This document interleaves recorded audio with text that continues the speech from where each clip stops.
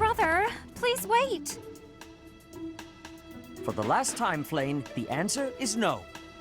You are departing for the Rhodos coast, are you not? I must come. You will do no such thing. I am not going there to pay respects at the cemetery, but to do battle. With you there, I will be beside myself with worry. It will be easier for me to fight if I know you are safe. But I must. Professor, you have come at just the right time.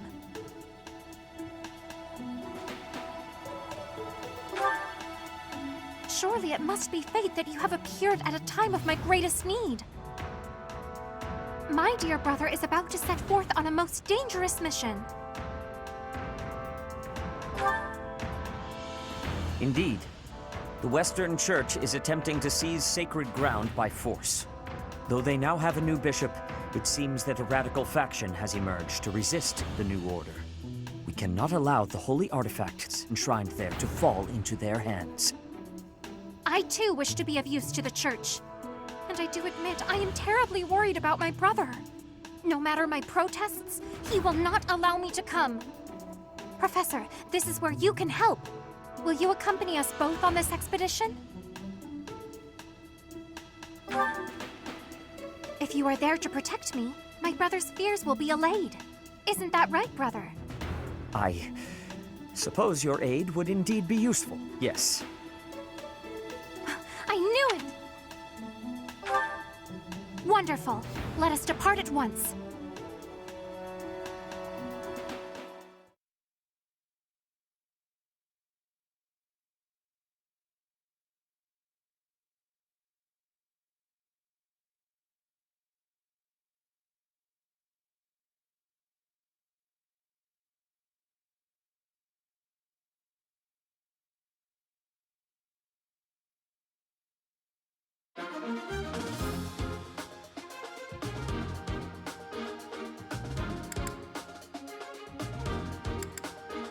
Welcome!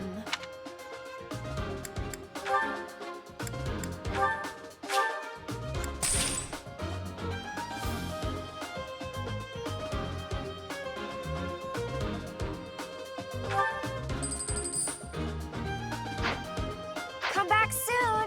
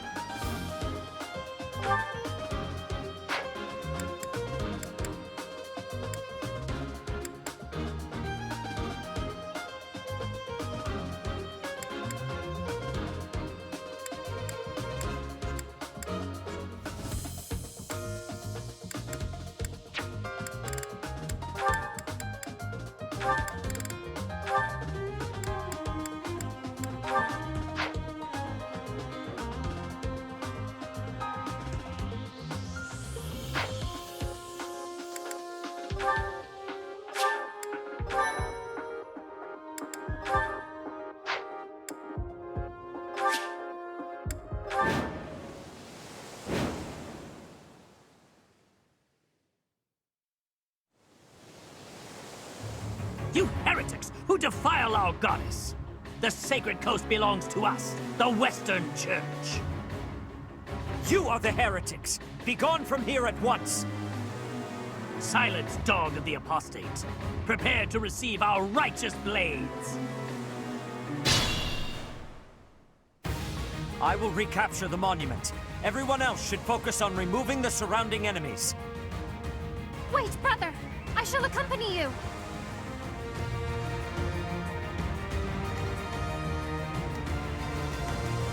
Here goes!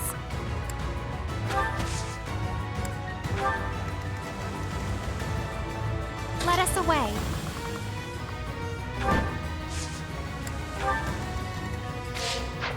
Guide me well.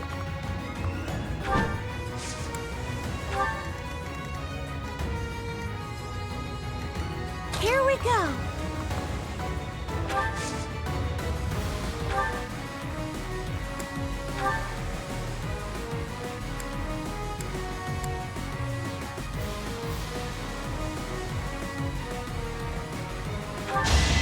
Here goes.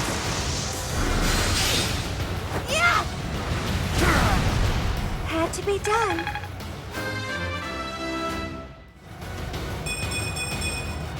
I won't let everyone down.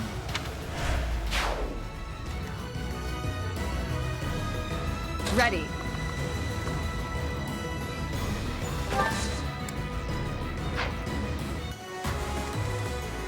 I'll give it my all.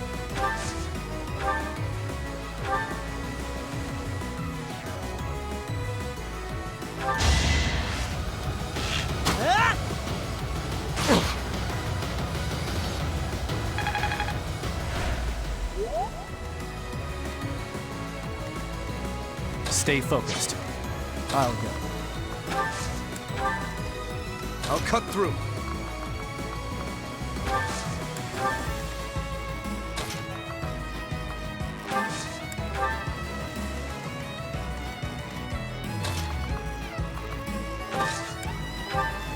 What should I do?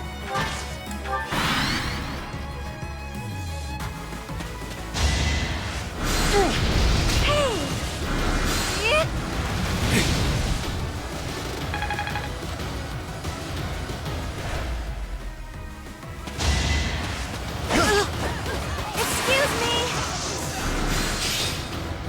Yeah. It's not over yet.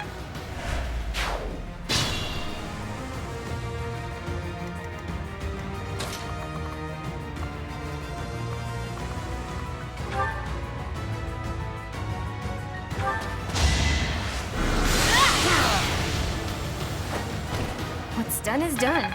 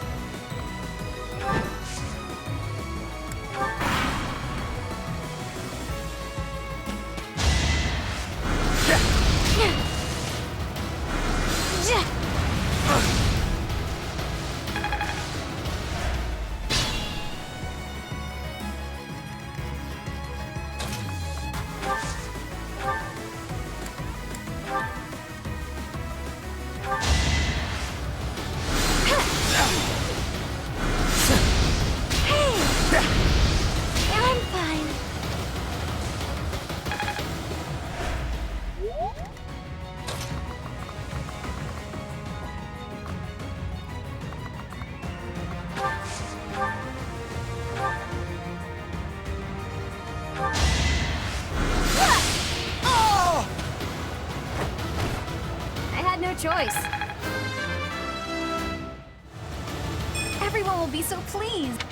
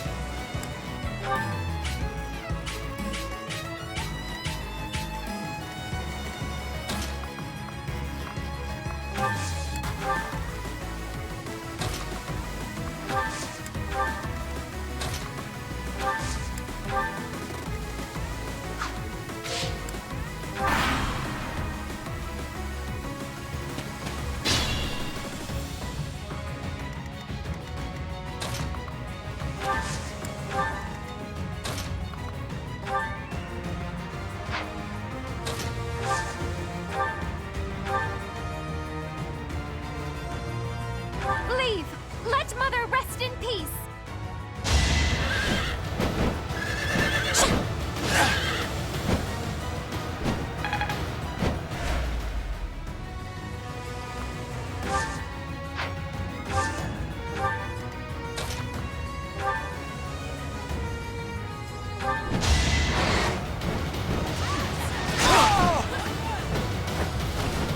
Destiny unfurls.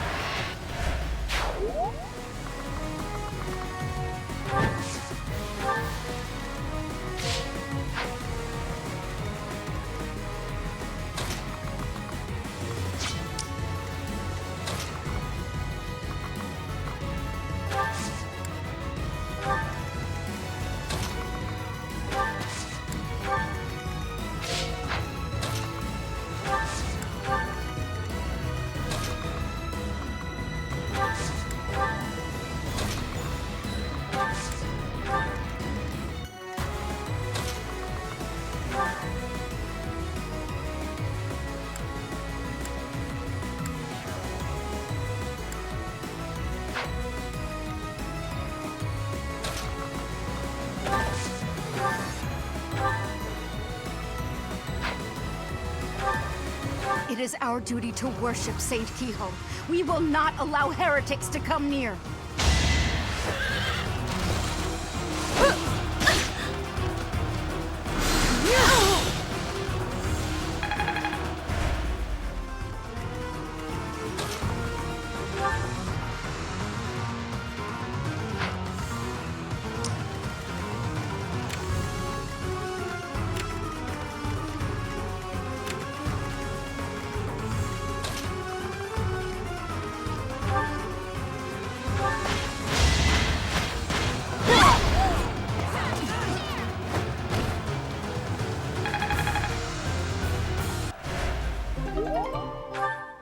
But it was for the sake of the goddess.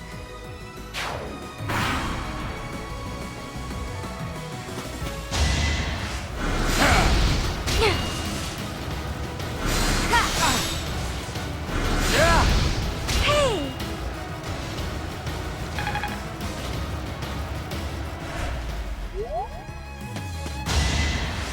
Ha!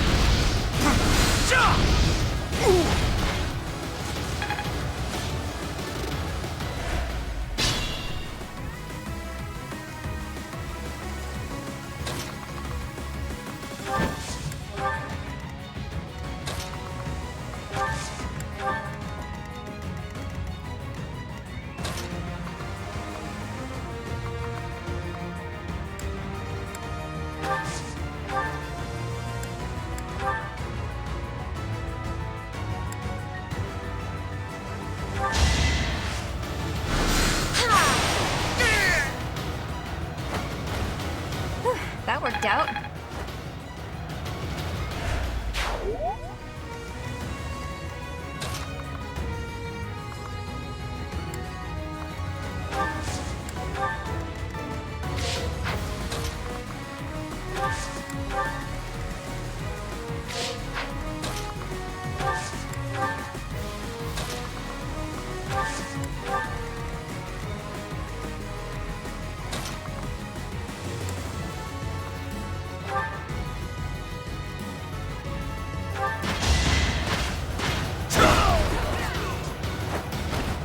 Had to be done.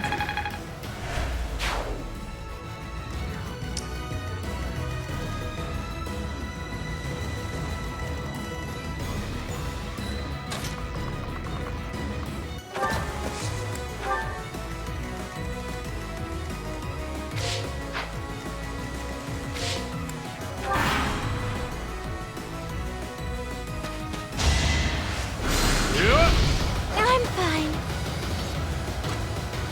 Yeah.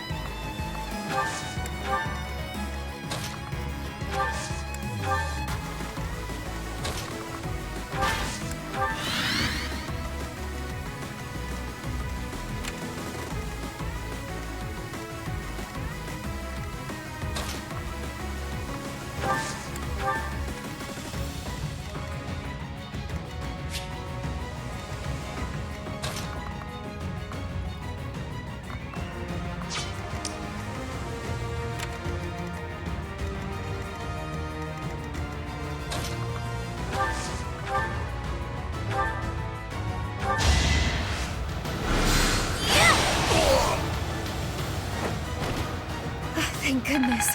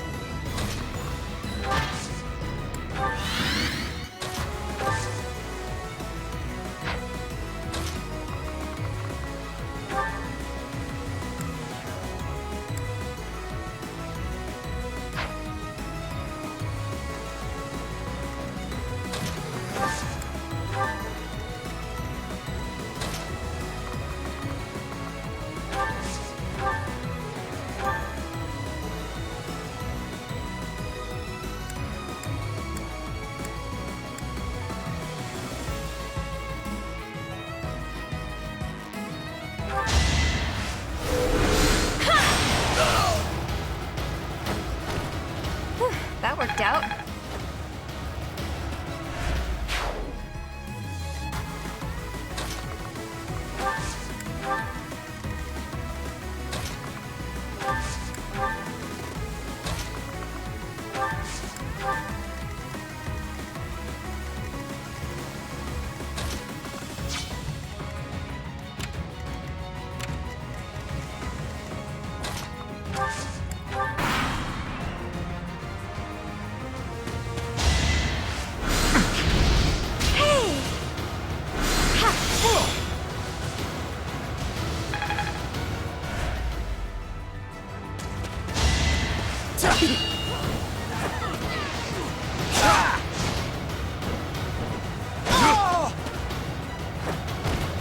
I won't allow it.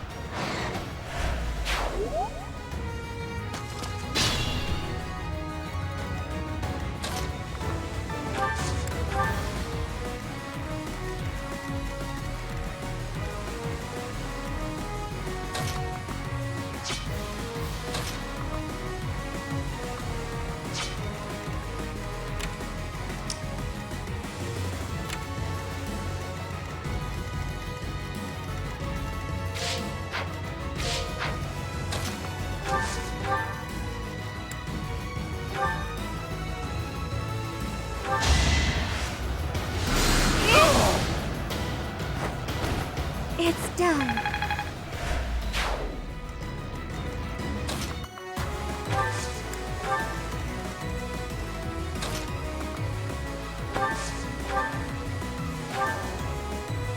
The goddess protects us. We will never yield to the likes of you.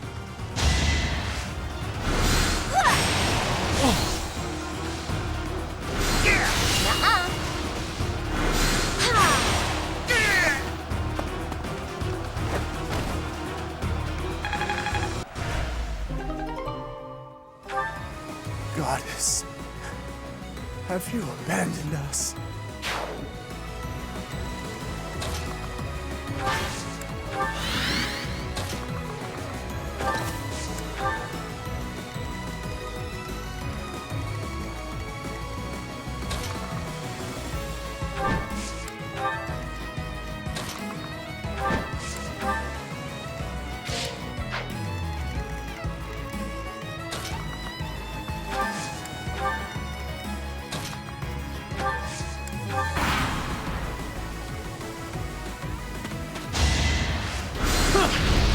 I'm fine.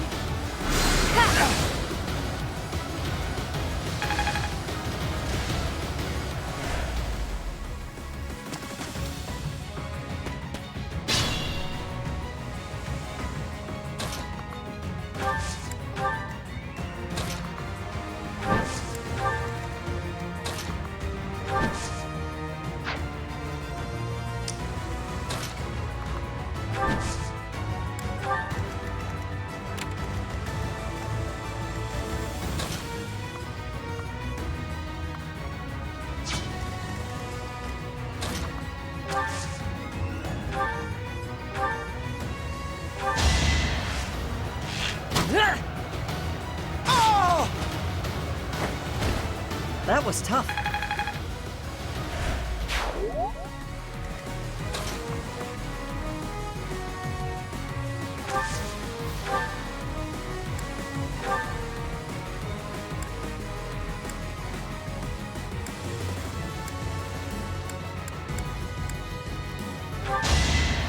Sorry about this. Yeah! Had to be done.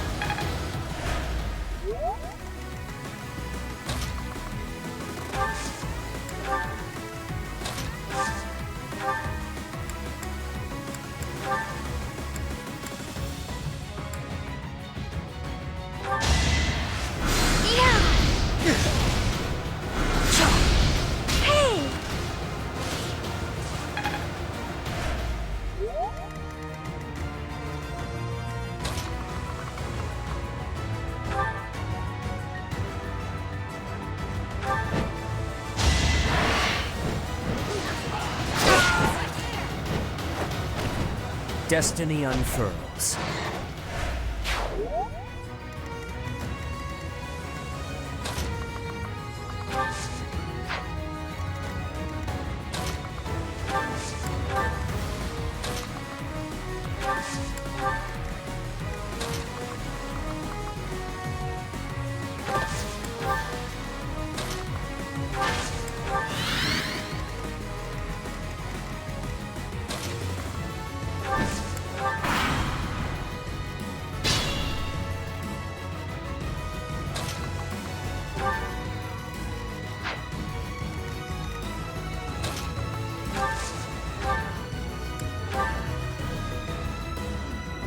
heretics!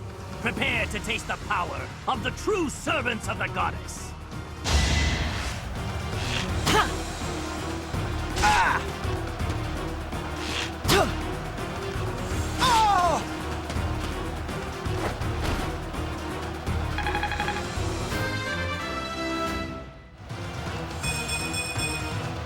I'm starting to see results. That is the last of them. Flame, will you place some flowers at the monument? Of course, brother. That is what I came here to do.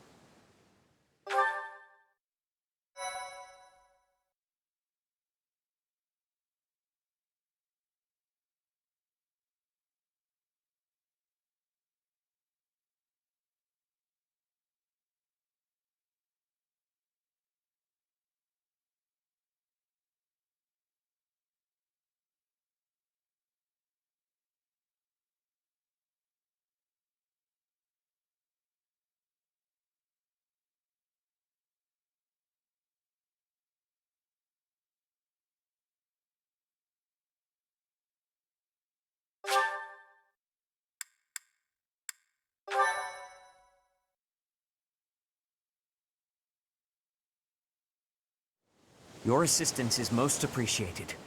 I can only hope that the Western Church will now see reason and abandon this place. But just to be safe, I have retrieved the holy artifacts. We cannot risk them falling into their hands.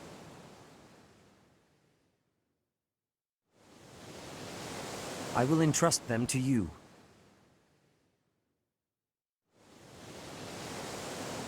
I must confess, despite the situation, it was a pleasure to return here. This coast has a certain sentimental significance to my sister and me.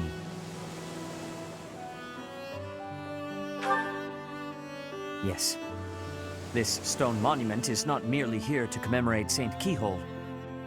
It is also the grave of my wife. You are safe now, Mother. Finally, you may find peace.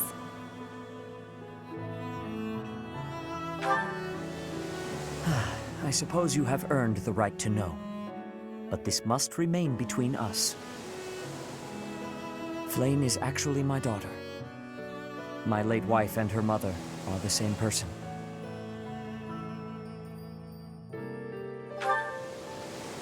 Due to certain circumstances, it is more convenient for us to masquerade as siblings for the time being. There are many who would seek to harm Flame due to the unique blood she bears. Falsifying her identity is necessary to conceal her from such individuals. Mercifully, I happen to look quite young for my age. We make rather convincing siblings, do we not?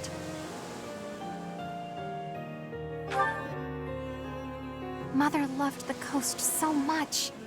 She and I came here together often. Fishing was her favorite pastime.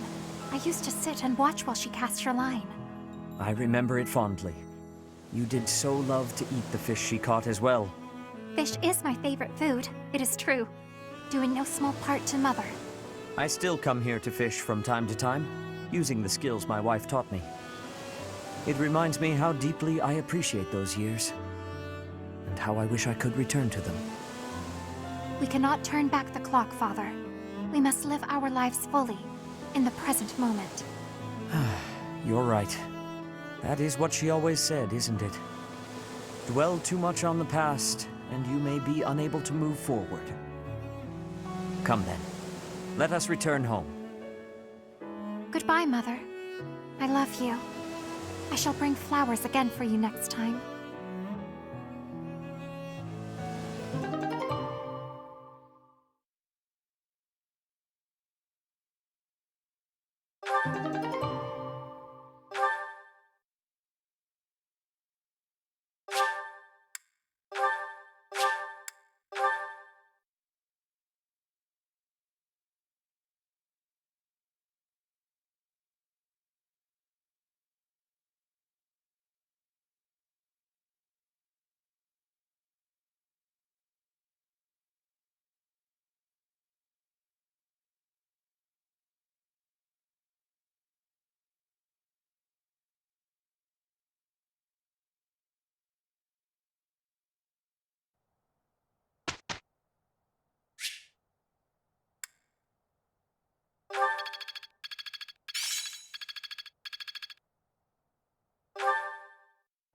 Professor.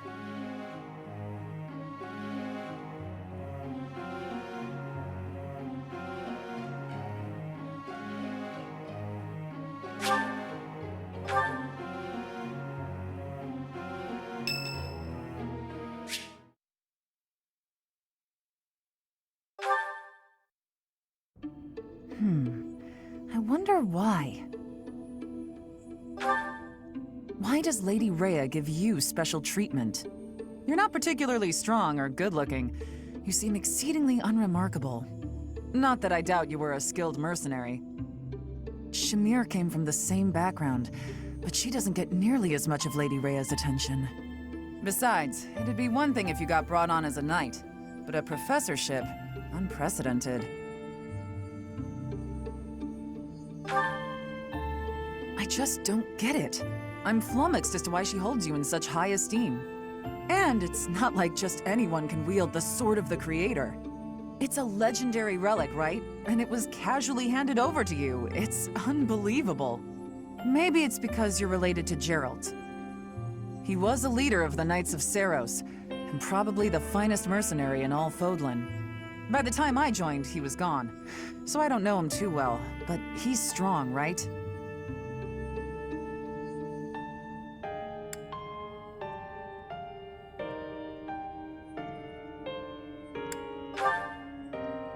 Oh, come on.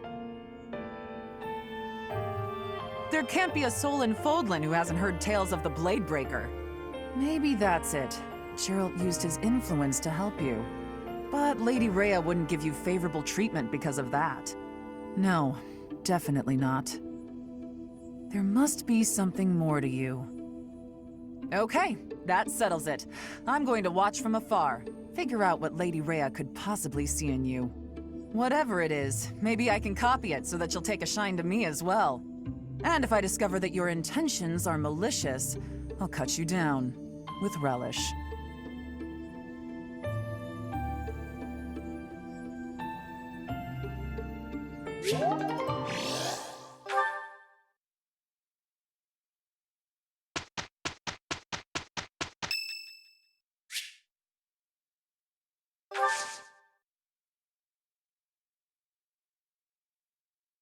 Thank you.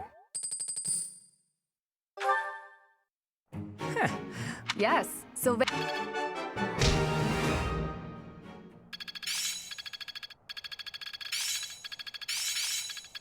Each new experience is an asset. Haha, I'm starting to get it.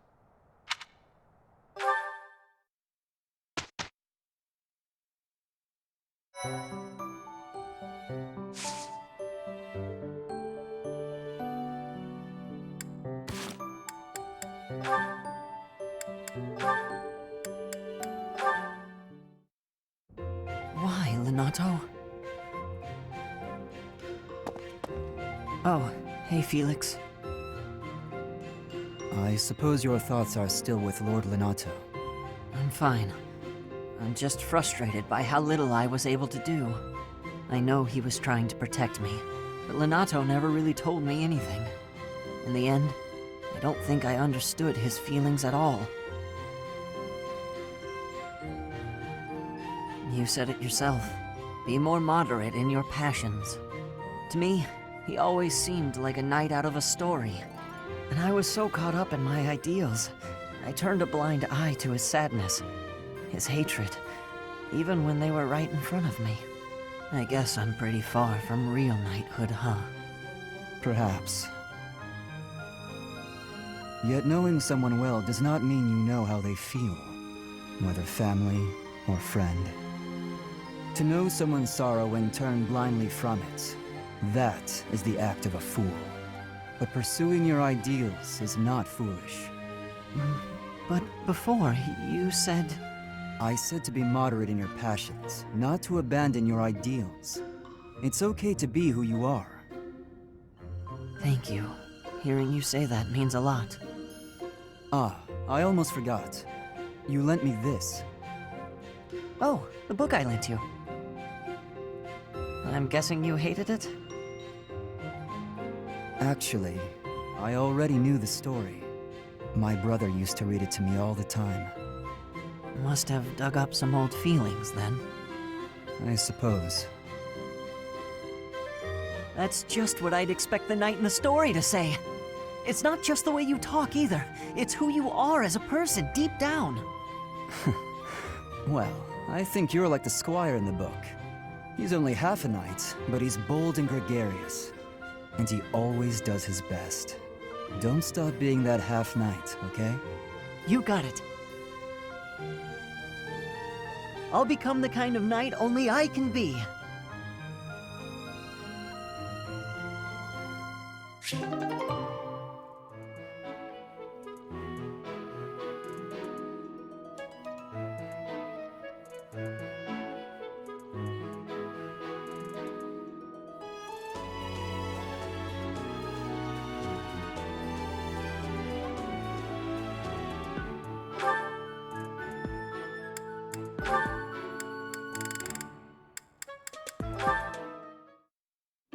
Hello, Catherine.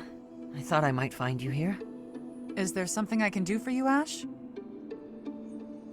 Yes. Could you tell me what you know about this? This is quite an old letter. Where'd you find it?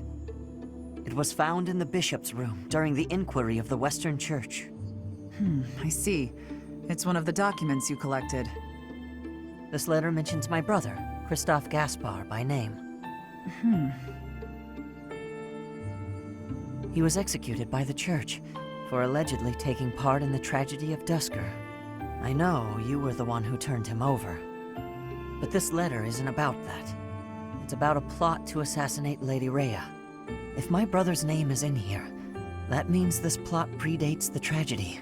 So there was another plot against Lady Rhea in the past, and my brother was somehow involved. Ah. I can tell by your face that you know something. Tell me, Catherine. Please, I deserve to know. Christoph was a good man. Maybe too good. It wasn't in his nature to mistrust people. So when the Western Church told him that Lady Rhea had to die for the goddess's sake, or the world's, he went along with it. Just how well did you know my brother? Christoph and I were friends. We were in the Blue Lion House together at the academy. If you were friends, why did you hand him over to be executed? There must have been another way. No. If there was another option, I'd have chosen it. But he was foolish. He went along with the plan to assassinate Lady Rhea. I wasn't motivated by a personal grudge. I had no choice but to turn him in, that much is true. I can't believe that my brother would try to assassinate Lady Rhea.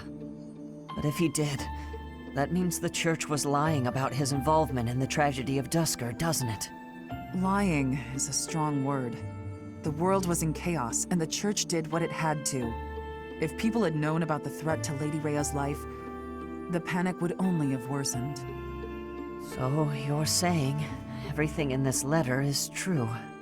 You can choose what to believe. All I know is I let him die, and that's something I can never change. Now, if you'll excuse me. Catherine, wait! Please!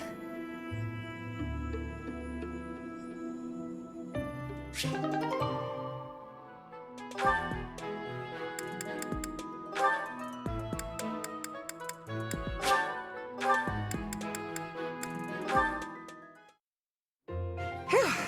Good work. Should we call it a day? Thank you. Yes, let's. Catherine, if you don't mind, I'd like to ask you something. Let me guess. You're going to ask why you're so bad at predicting my attacks. When I expect an attack from above, you surprise me from below. When I expect a jab, I get a sweep. You seem to anticipate my anticipation. It's probably because you're a straightforward, honest person. You're reading my movements and trying to calculate what I'll do next. That has always seemed the most sound strategy when engaging in combat, yes. Right. Well, I take that anticipation and turn it against you. I use my eyes and the tilt of my sword to mislead you. Catching your opponent off guard is the trick to staying alive in combat. You've got to keep yourself alive if you want to protect Lady Rhea, right? Your dedication to Lady Rhea's safety is truly inspiring, Catherine. You flatter me. My dream is to become a knight and protect my king, no matter the cost. There is no greater purpose I can serve. Although your fealty is sworn to Lady Rhea, you are the ideal knight I aspire to be. Admire me to your heart's content, but I'm... Catherine, I'd be honored if you would make me your squire. My what now? Oh, you're far too straight-laced to be my squire. However you might judge me, I'm quite serious about this. All right then, why not? Let's start by teaching you how to flirt with handsome men. Pardon me? That can't possibly be where you want to start. Nah, I was just kidding. I wish I knew how to flirt with handsome men.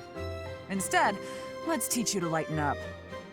Ah, understood.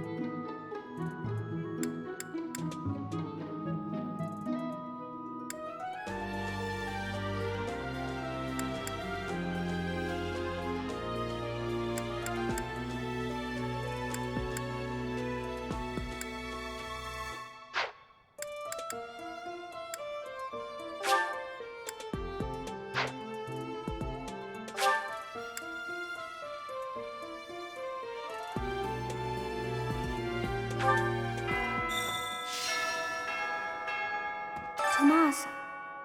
No. Solon, was it not? And the Flame Emperor. It is most clear that something has transpired, and it relates to you somehow. Or is the fault my own, and you're just caught inside the wave? Sothis, the goddess of this world. I bear her name. How confusing. I feel as though my head has turned to mush.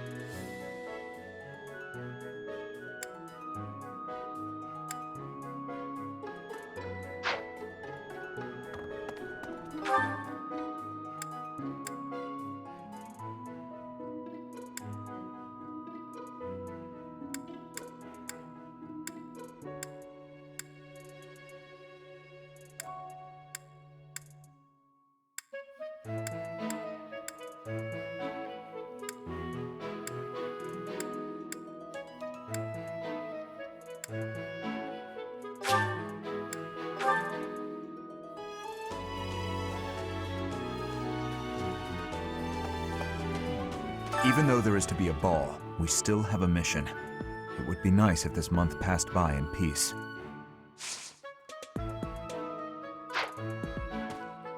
It seems the dastards who set Ramire village aflame have yet to be apprehended.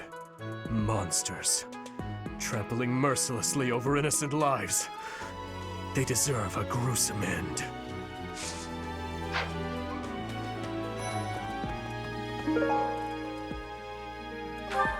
Heya.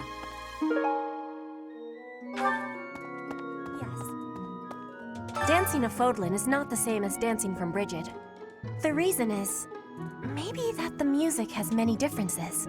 In Brigid, dancing is different for each person.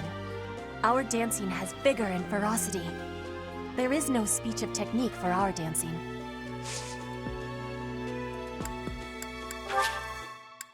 Yes.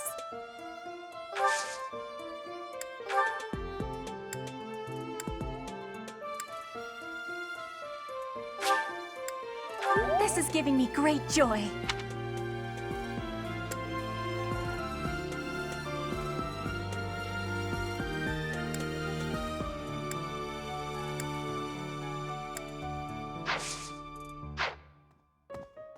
Ah, the ball. It reminds me of my first such event. It was held by my father, the Prime Minister. I really showed off my dancing skills. Everyone was quite impressed with me.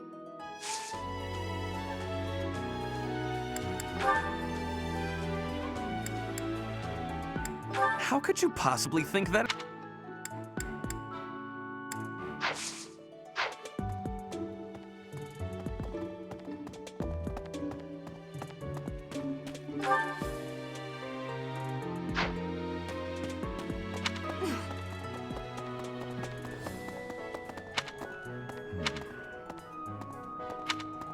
It cannot be true that our siblings in arms could turn against us so.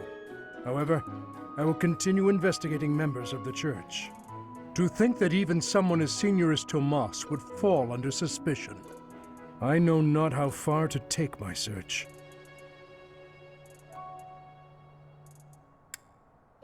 Yes, a great many strange and terrible things have come to pass this year. I must not dismiss the possibility that someone among the students is behind it all. I have a request.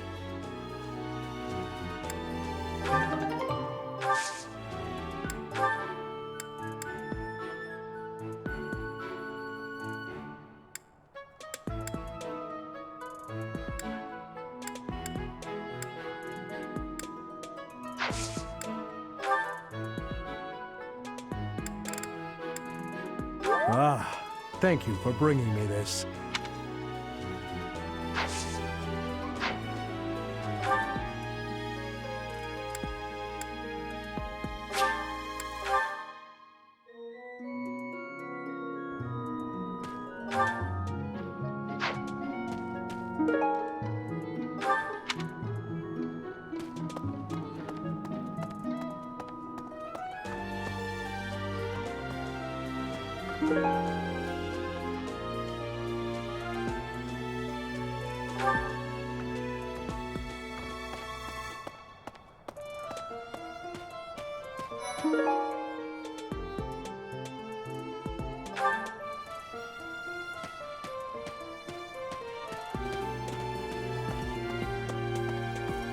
The ball.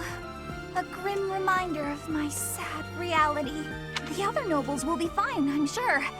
They've all been to events like this before. But me? I'm a noble and I've never even been close to one of these things.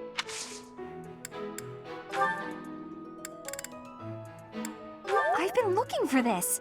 Thank you so much.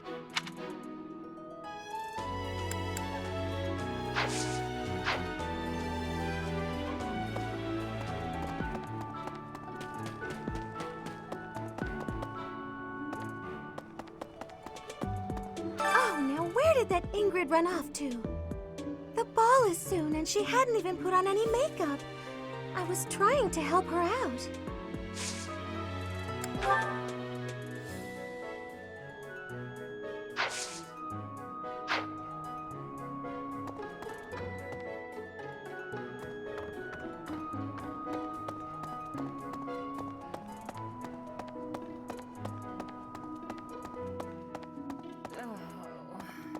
Great. Just great. It's that time when all the students get all lovey-dovey. You're new, but you know about the ball, yeah? I can't bear it. Young love is wasted on the young. They can't appreciate it to its fullest. Ugh. I wish I could fall in love too.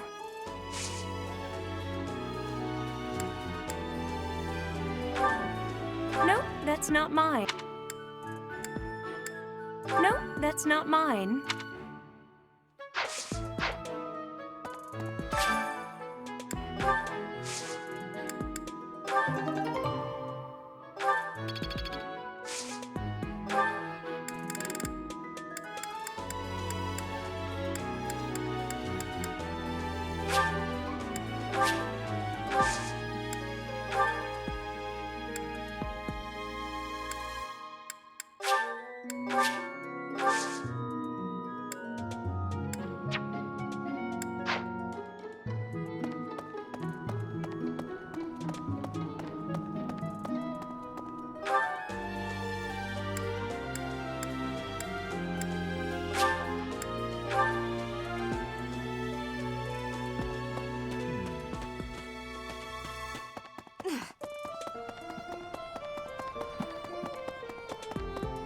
Thank you very much.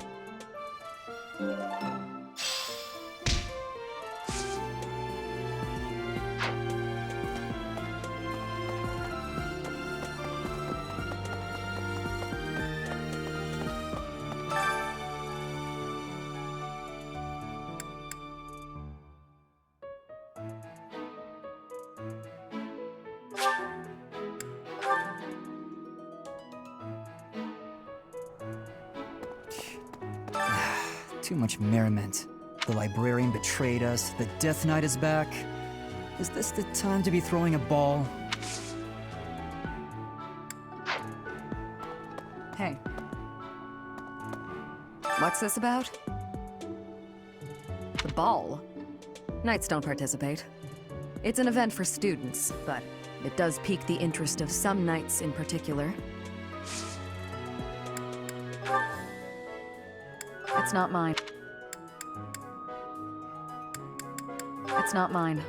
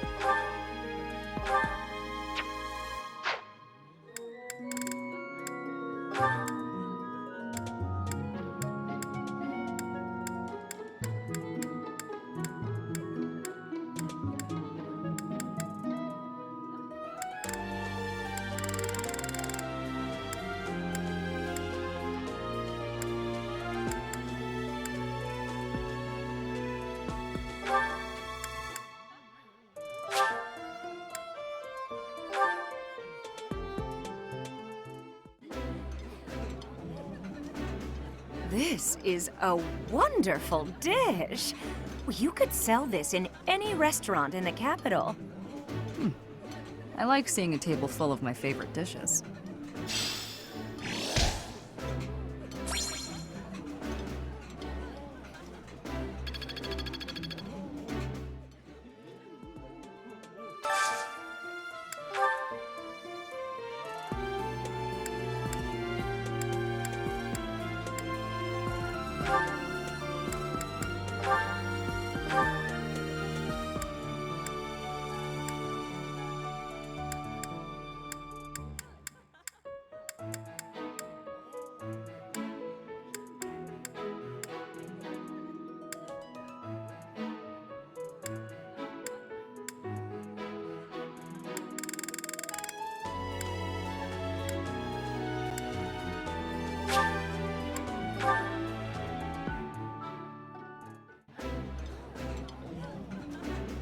Eating food always fires me up. Hoorah! Let's go fight somebody! I appreciate any good meal, but nothing beats enjoying my favorite food.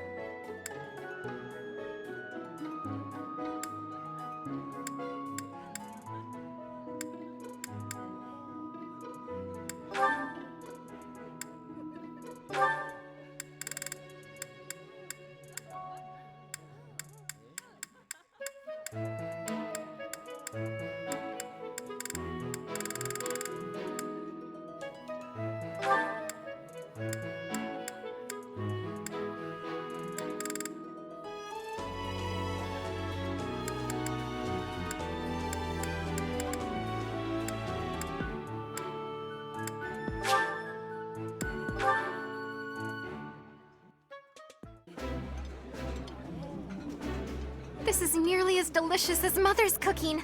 I would happily eat this every day. That looks delicious. Goddess forgive me, I've just got to indulge.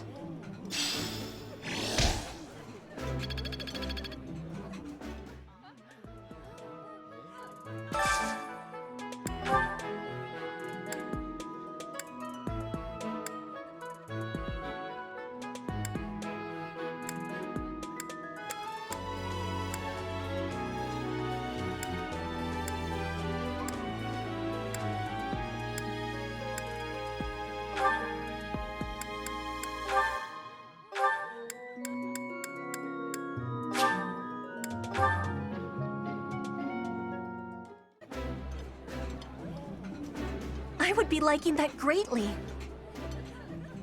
Yummy! Who made this? I'll have to give my compliments to the chef.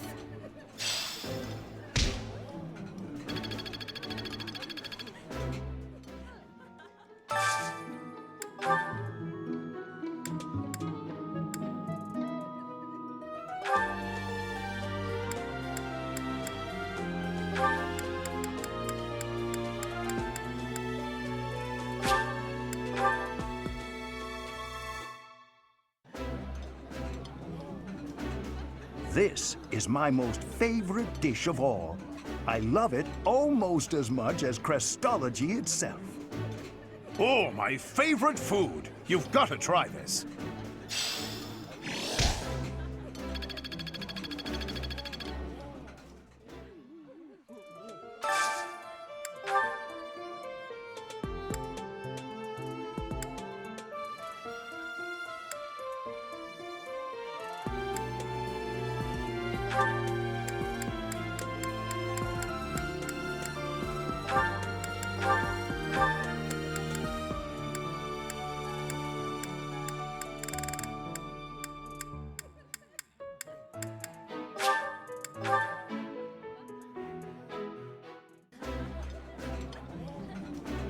This is my favorite dish. Did someone tell you? That looks appetizing.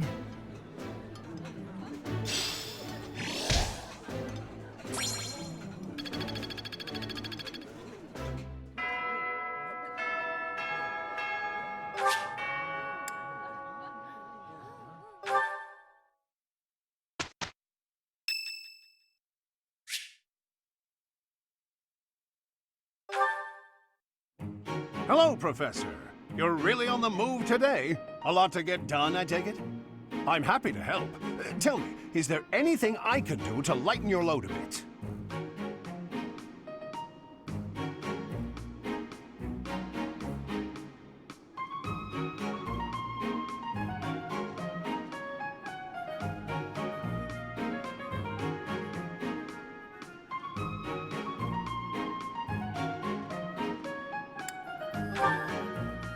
Oh, surely there must be something. Don't be shy about asking for help. We're practically siblings, after all, cut from the same cloth. I was raised by Gerald just as you were, so we should have no trouble getting along.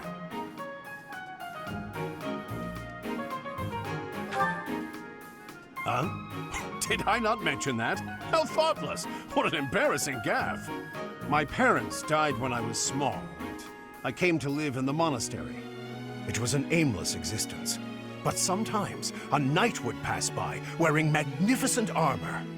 That knight was Gerald. And the first time he laid eyes on me, he made me his squire. What was he thinking, huh?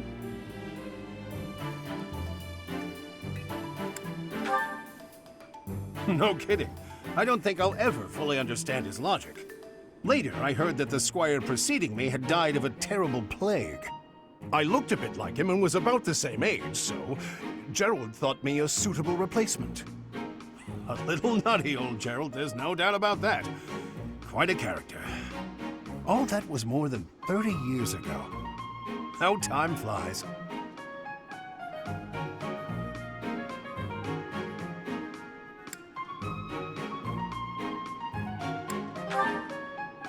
That's right. I wasn't even 15 years old. Well, Gerald hardly seems to have aged since then. In fact, over drinks he once told me, perhaps that's a story for another day.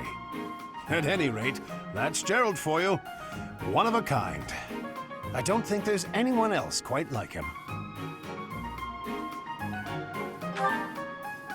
Right. Well, now you've heard my whole story. I hope that you understand now why I feel such a strong sense of attachment to you. If you're ever in a bind, just give me a holler. I'll help however I can. Indeed, indeed. Well, I'll let you get back to it. But truly, if I can take anything off your plate, don't hesitate to let me know.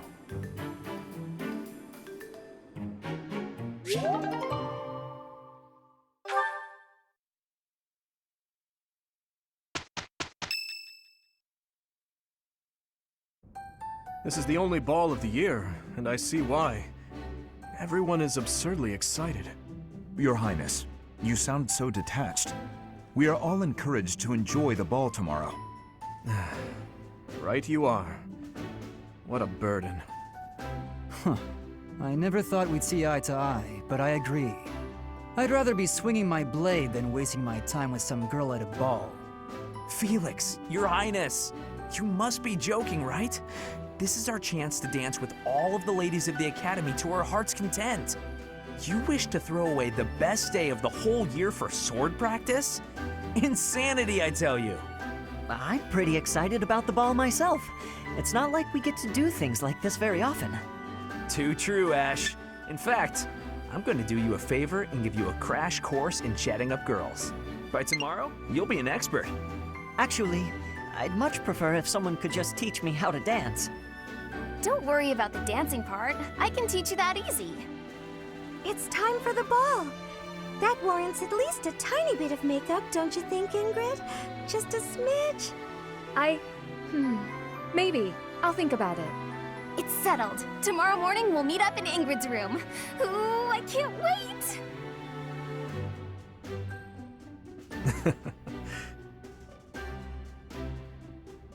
You know, there's no telling where life will take us after we leave here.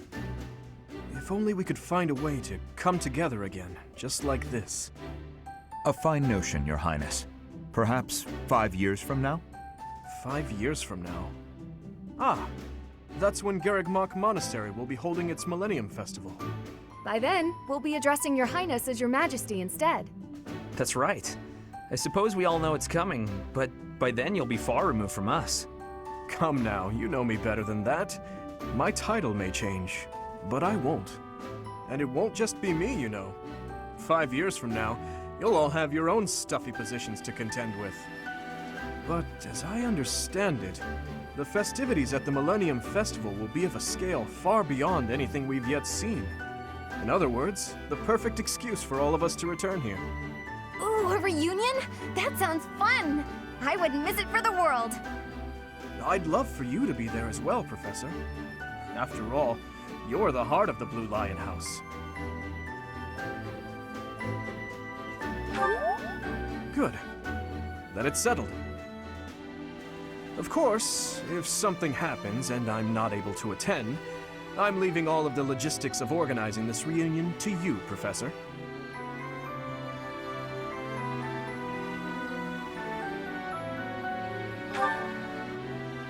It's true. I'm sure being a king will keep you busy, but it's a bit early to be backing out of your own plans, don't you think? Yes, I suppose you're right. I'm sorry. You have my word. I will return as well. Count on it.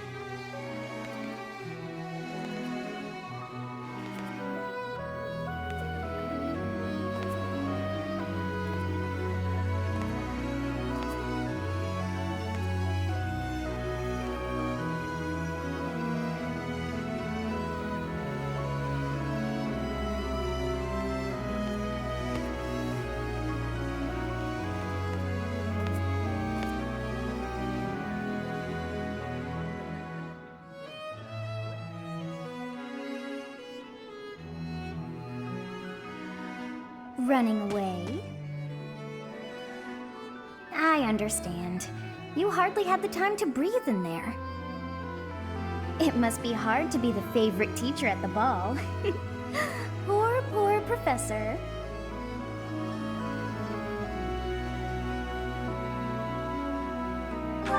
Was that a joke? I find it hard to tell with you. Just think of all the students begging you to dance.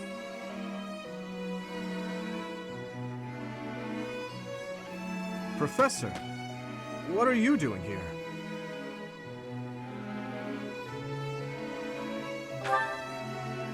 No, I should think not. As a child, Edelgard taught me how to dance. It was a bit awkward, honestly. I've told you before that we're siblings by marriage, haven't I? Her birth mother was my stepmother, although I didn't know that at the time. My stepmother treated me with such kindness, just as though I were her own flesh and blood. And yet she never so much as hinted that she had her own child, Edelgard. We were born and raised in different territories, without ever knowing the other even existed. Yet, against all odds, for just over a year, we became childhood friends. Indeed. Unaware of each other's stations or backgrounds, we met and became incredibly close. This was when she and Lord Arundel were living in the kingdom. They were in exile. This was a time of great turmoil within the Empire. I ran into her when visiting Lord Arundel's residence with my father. She seemed quite bored with everything. At first, I found her to be difficult and stubborn. But that facade quickly fell away, revealing her true self beneath. That's around the time when she taught me how to dance. Her instruction was, oh, let's call it strict, to put it nicely. Wrong foot, Dimitri. You're supposed to lead with your right. Hell, the sun's going down. I really ought to be heading home. That 1 year before she had to return to the Empire was so much fun. The time of my life in many ways. It's kind of pathetic to think about it all these years later. But can you guess what I gave her as a parting gift?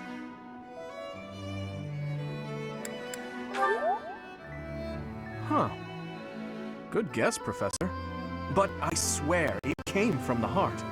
In Fargus, we've long considered blades as tools of destiny, as a way to cut a path to a better future. She was being dragged all over, unable to live the life she wanted. I thought the dagger could help her cut a path to the future she dreamed of. However, that was many years ago. I'm sure she's forgotten all about the boy I was back then.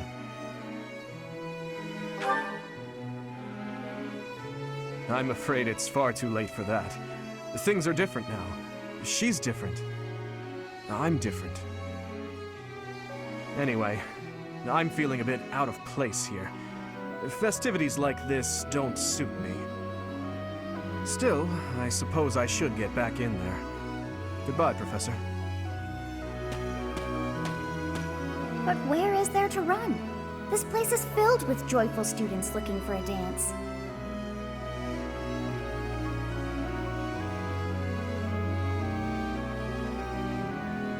Ah, I see. The Goddess Tower waits for you.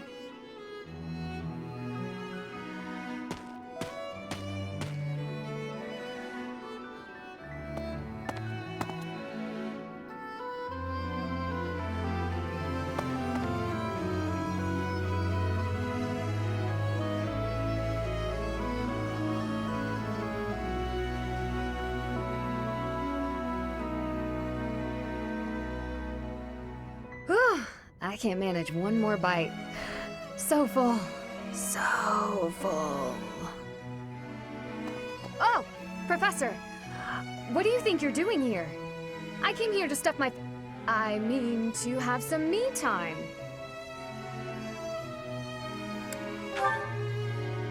Oh, so we're just running into one another by chance then. Phew. If you had followed me here, I'd be a little bothered. And probably embarrassed.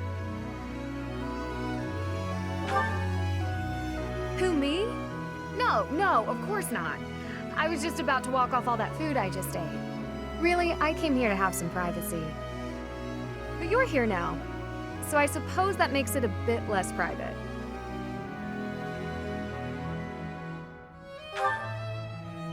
I suppose there's that possibility, now that you mention it. Does that concern you too, Professor? I'm happy to return to the reception hall.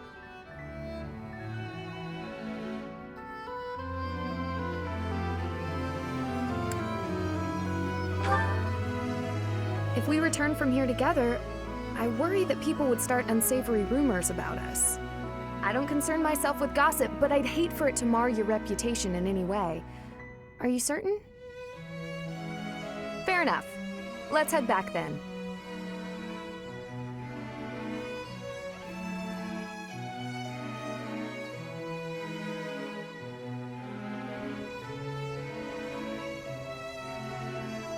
It seems that everyone is having a delightful time. Will you not dance some more?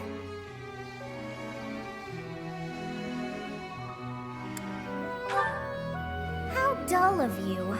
Had I a body of my own? Oh, I would sing and dance until I fell upon the ground. But you... do as you will. Oh, you're not the only one who feels that way. Look over there.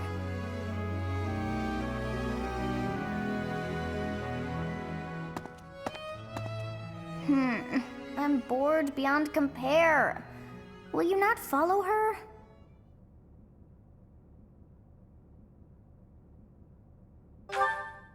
Oh, come on, hurry up. I know that you are curious to see what she is up to.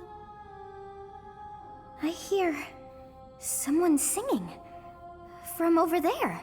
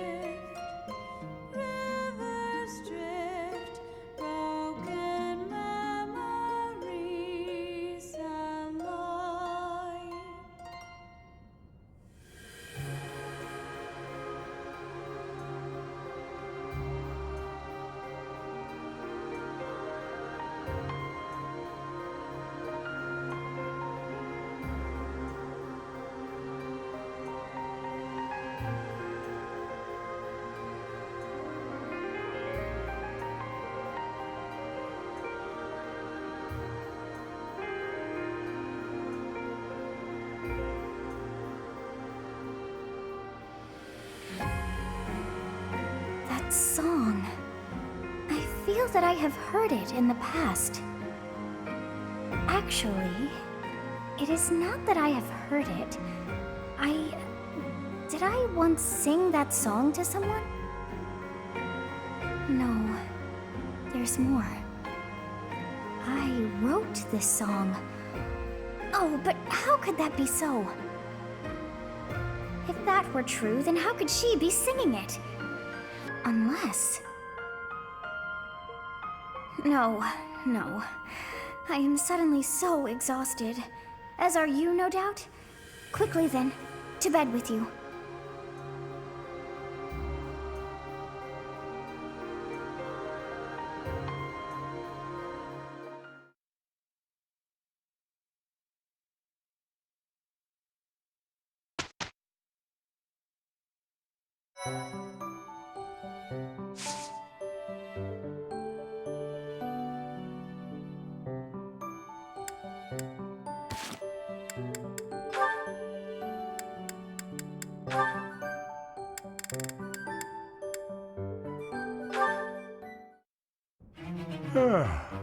My, look at the time. I really should retire for the evening. Professor! Oh my, who's there? Aloise? Well now, wherever did you come from? I came in through the door. Came through the... Try doing so with a bit less volume in the future. Now then, why are you visiting at such a late hour? I'm looking to enlist the services of a magic wielder. I thought you might be the man for the job. You're a knight, Aloise. Why would I teach you magic? You're a teacher, aren't you? Perhaps you should ask one of your friends already trained in the magical arts. I am tired and would very much like to turn in for the evening. Slow down there. I heard a rumor you were looking for novice magic users. Did I hear wrong, or am I just an unsuitable student? Were you hoping for another young girl instead? Ah, you heard about that, did you? I'm afraid that was simply for the purpose of my experiments. I had no intention of teaching anyone.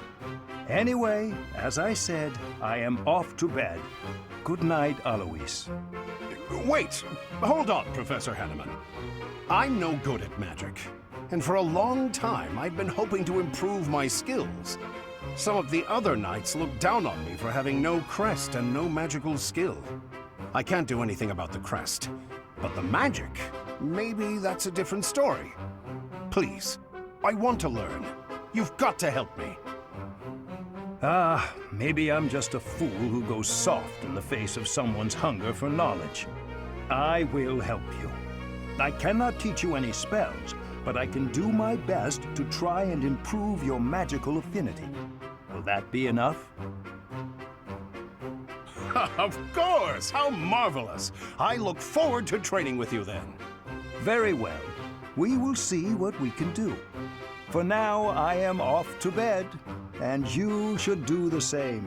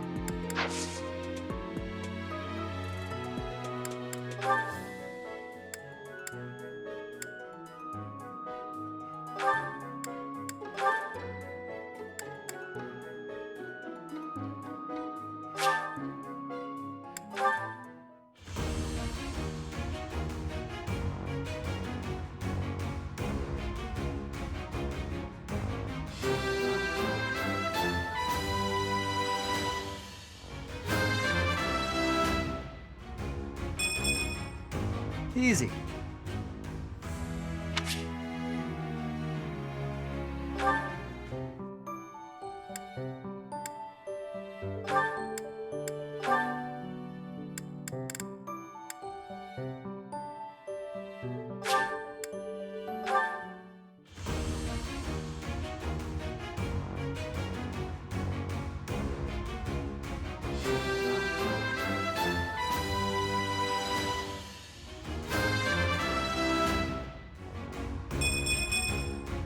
Huh, okay. No big deal, really.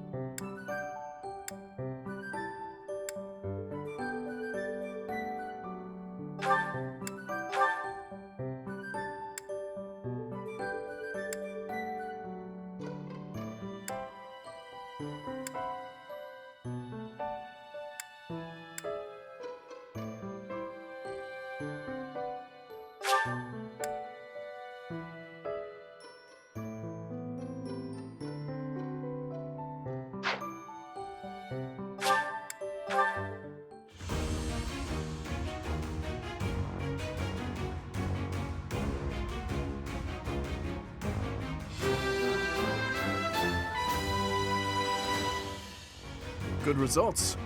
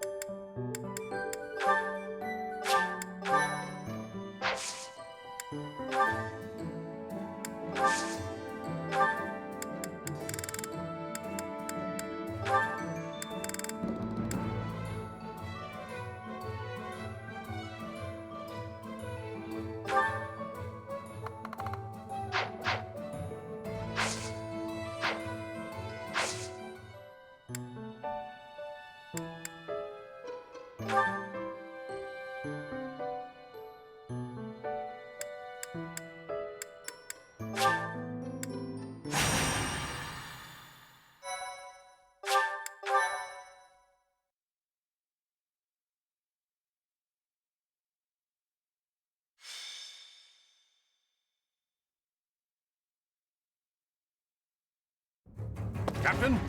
Captain! Where are you? Hey, Professor, have you seen your old man? Too bad. I guess it will have to be you then. I'm back. Sorry for the delay. My last mission took longer than expected. Captain, thank goodness you're here. There are reports of demonic beasts near the chapel. Nonsense.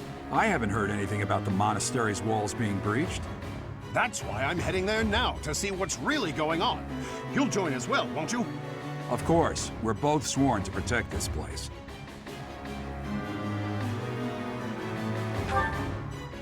It's odd. Just before they appeared, someone saw a number of students heading toward the chapel. They were apparently acting strange, as though they weren't in their right minds. Shortly after, demonic beasts started to appear, one after another.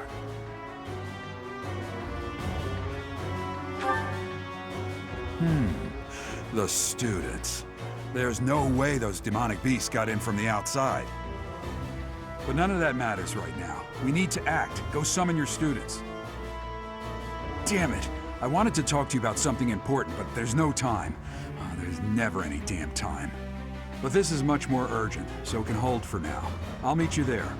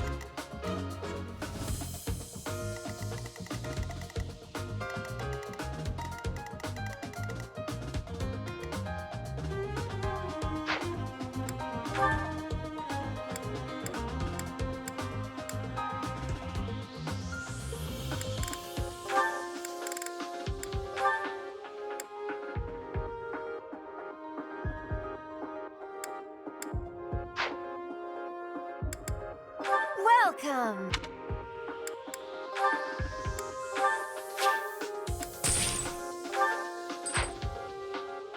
Come back soon!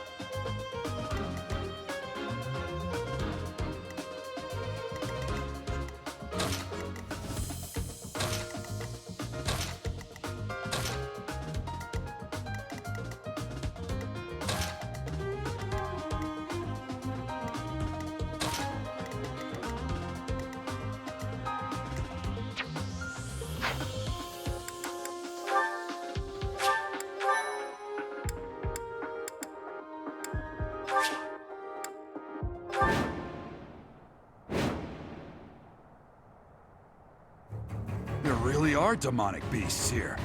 They're emerging from the chapel. I'll head that way. The rest of you, protect the students who weren't able to get away.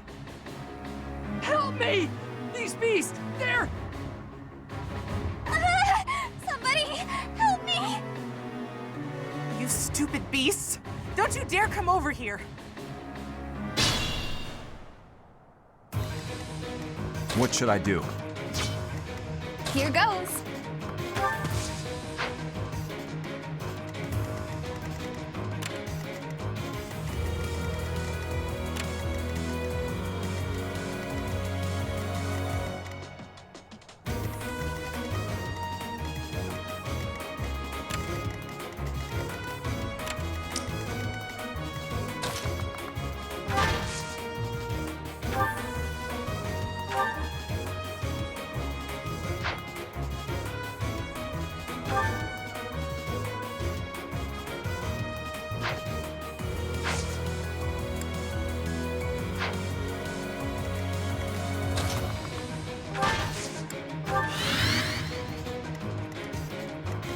I'm on it.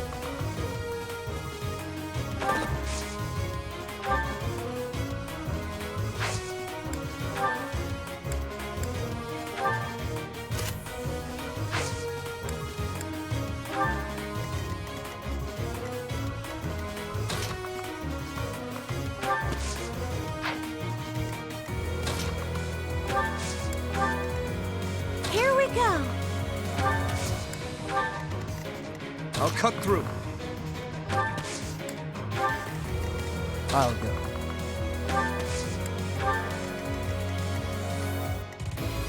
To work.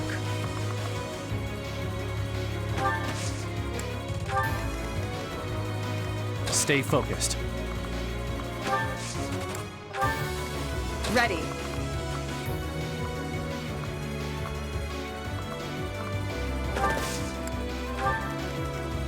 I'll give it my all.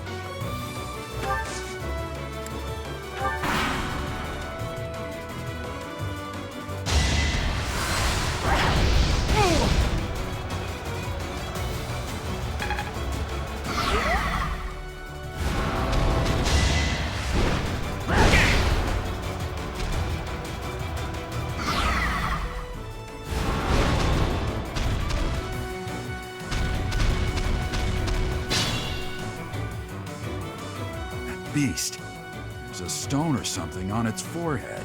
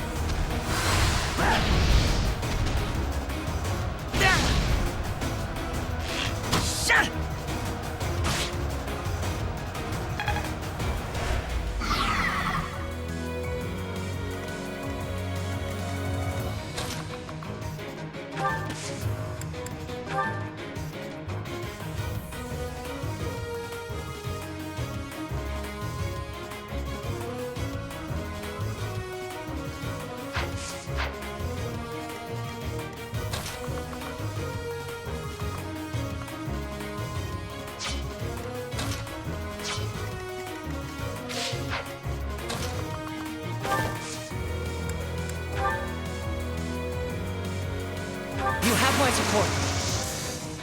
Our strategy is solid.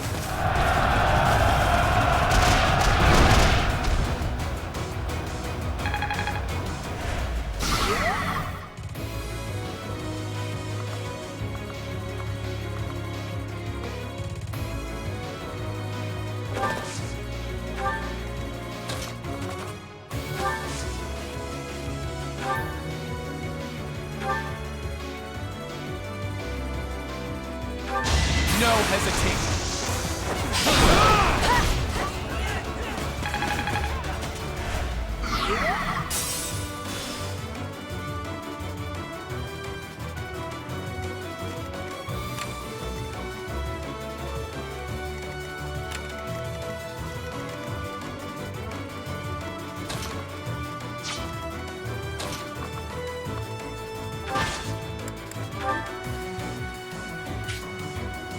Let's begin.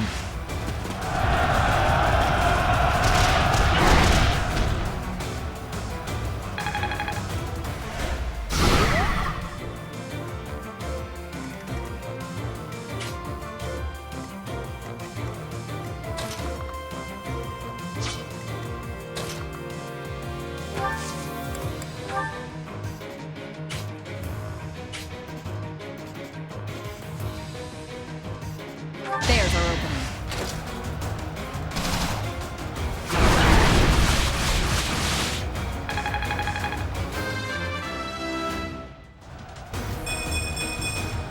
I'll grow as strong as I can.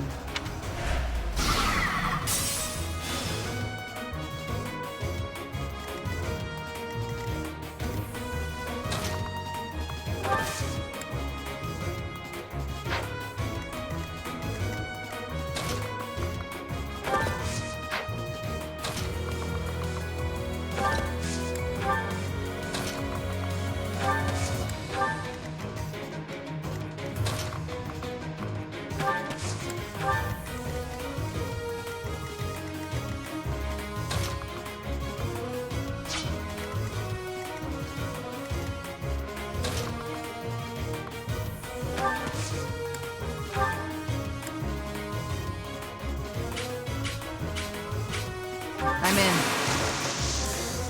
This is our chance.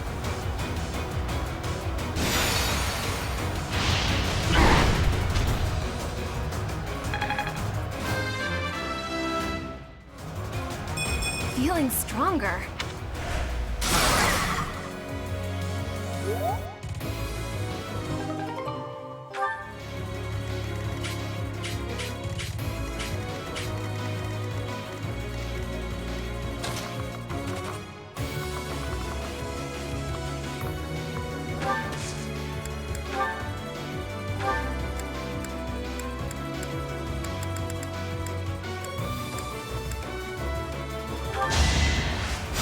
Thanks so much. I feel...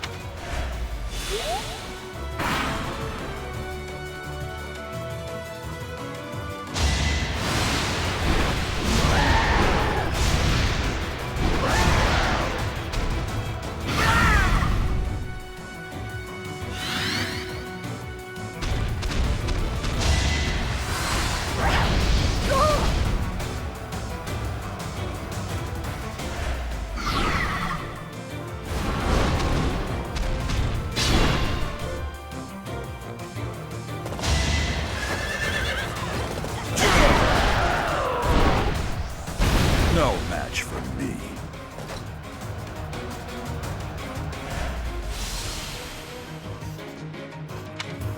The demonic beasts were actually students. How can this be?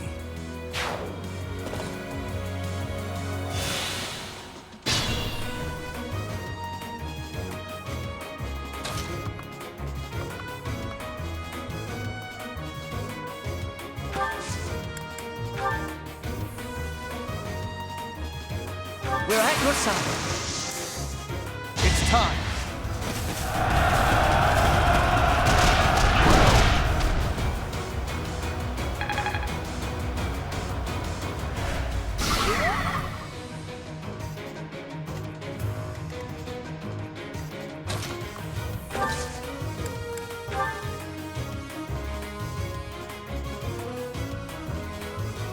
I'm here to help.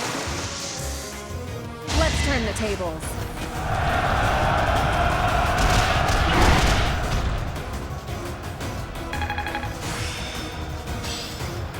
It all makes sense now.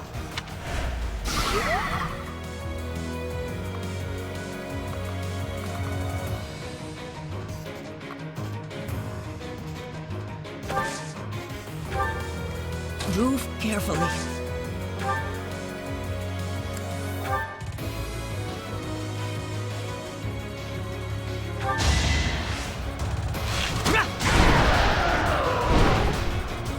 The fight continues. Thank you! But my friends who couldn't get away, are they okay?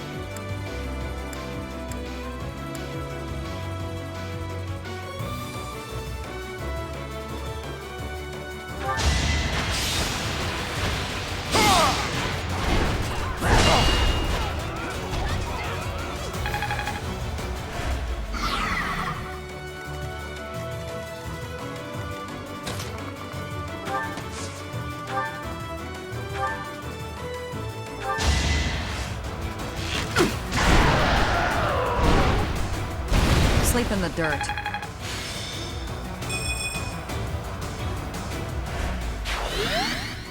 I was so scared.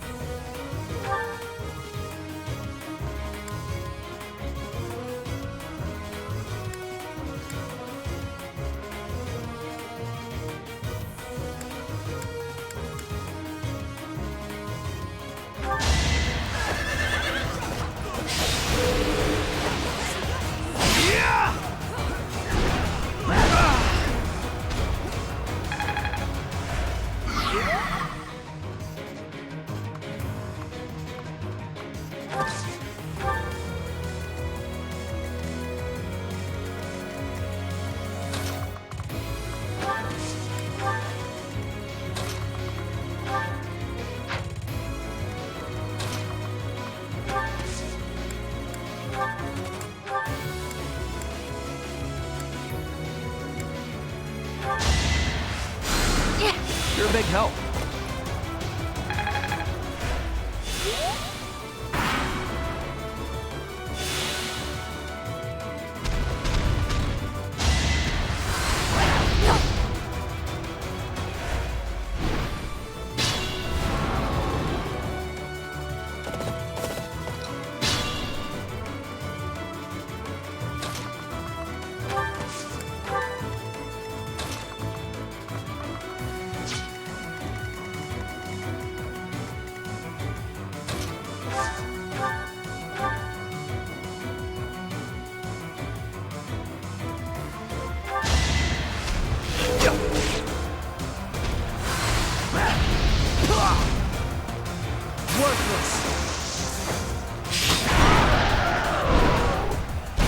Why am I even here?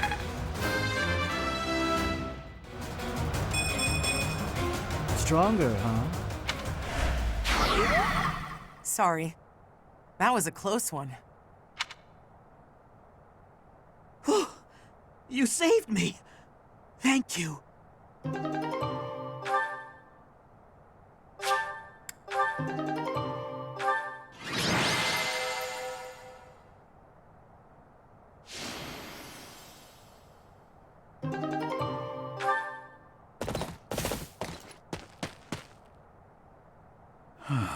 There isn't a trace of evidence to be found in the chapel.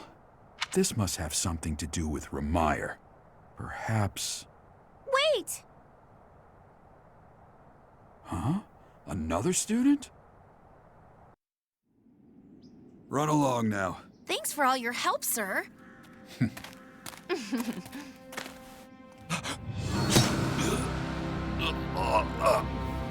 You're just a pathetic old man. How dare you get in the way of my brilliant plan, dog?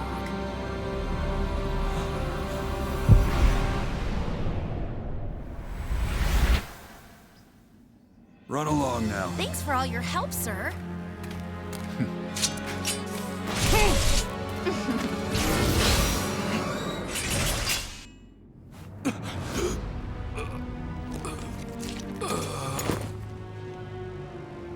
Huh?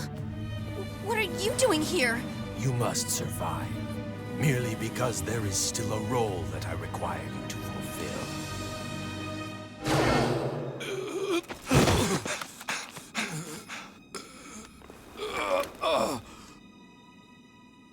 Sorry. It looks like I'm going to have to leave you now.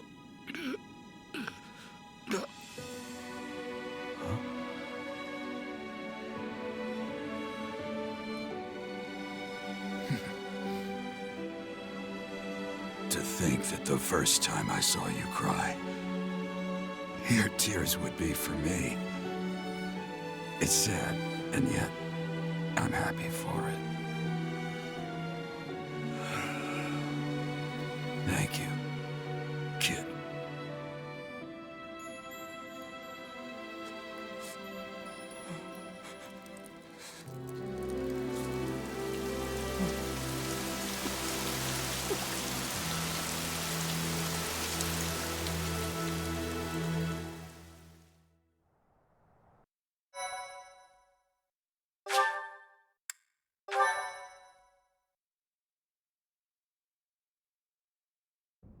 So this is where your father lived.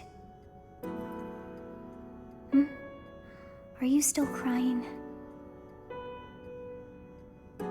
If turning back the hands of time was not enough to save his life, you must accept what came to pass was fate.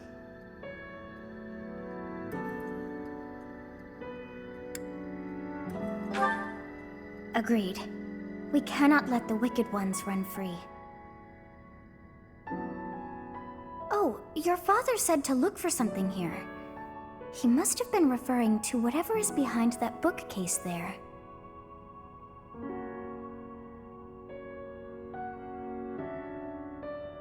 Your father's diary. Huh. His handwriting is prettier than his face would suggest. Well, well. These entries here are from before your birth. He seems to have been writing this for quite some time.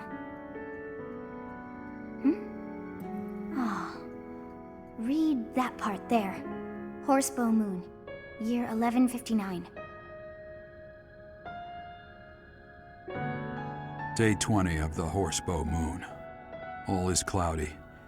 I can't believe she's dead. Lady Rhea said she died during childbirth. But is that the truth? And still, the child she traded her life for doesn't make a sound. Didn't even cry at birth. Day 25 of the Horsebow Moon.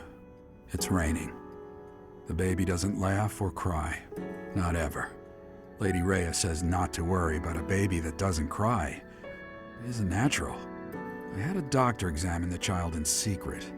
He said the pulse is normal, but there's no heartbeat. No heartbeat. Day 2 of the Wyvern Moon. Sunny.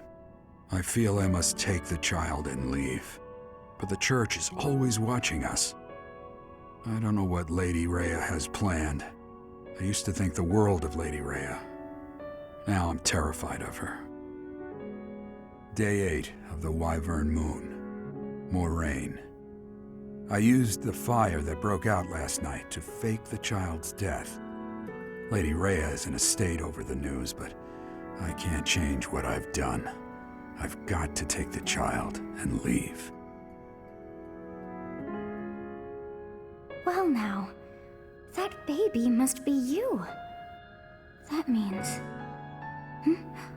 Someone is approaching us. There you are. Lady Rhea is looking for you, Professor. And after your audience, why don't you join me at the dining hall? You haven't eaten since it happened, have you? Forgive me. I suppose it's too soon to try and coax you back into the normal swing of things. As for what happened to Gerald, I'm so sorry. I'm sorry I couldn't do anything to stop it. Stay here until you've found some peace. I'll cover for you with Lady Rhea and everyone else.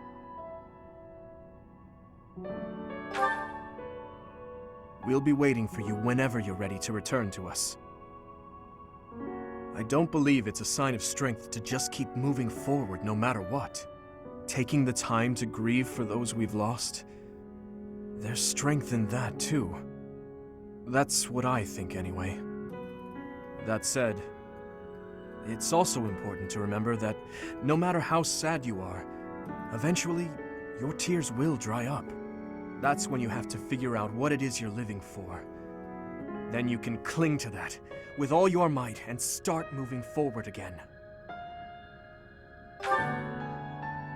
4 years ago in Dusker, I experienced the same pain you're feeling now. My father was the strongest man I knew, someone I loved and admired deeply.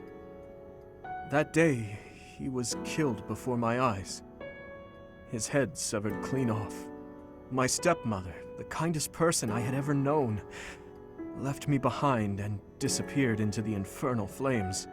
Everyone who I considered precious, my family and my closest friends, I couldn't save any of them, not a single one. Now, the burden of the work they left behind falls on me. I must ensure they have no regrets. That's my duty as the sole survivor of the tragedy. It's a heavy burden, but accepting it gave me the strength to pick myself up off the ground and start moving again. Start living again. Gerald is gone. So what will you do now, Professor? What must you do? Look deep in your heart, and I'm certain you'll find the answer there. Indelible and inescapable. I've probably bothered you enough for today, but I have just one more thought to leave you with. Even now, Seth is gathering the knights to begin a full-scale search for the enemy. It may not be right away, but before long they will find their trail. No matter what happens or what anyone may say, know that I plan to stand by you, Professor. Through anything. Until the bitter end. Well, did you search deep within yourself as he suggested? And did you find yourself some answers? This book is filled with secrets yet unknown. We must return another time to read the rest. Oh, but I have at least figured one thing out. I know now why our fates are intertwined.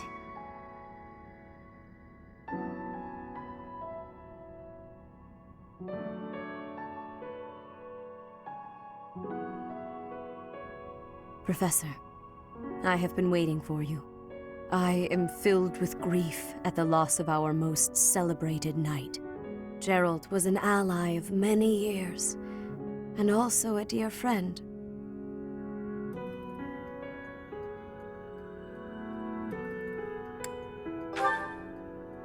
It was a long while back. At the time, Gerald was a soldier of the kingdom. He was injured in battle, and I saved him just as he was about to perish. That was our first meeting. After that, he became a knight of Seros. He gave his all in service of the church. He fell in love with one of the nuns here at Garreg-Mach. Their love produced a child, whom she died giving birth to.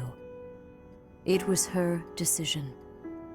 She weighed her own life against that of her child's and, in the end, implored me to save the child.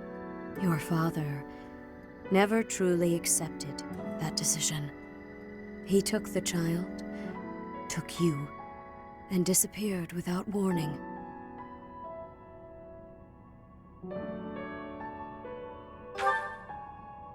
Your mother, she was my...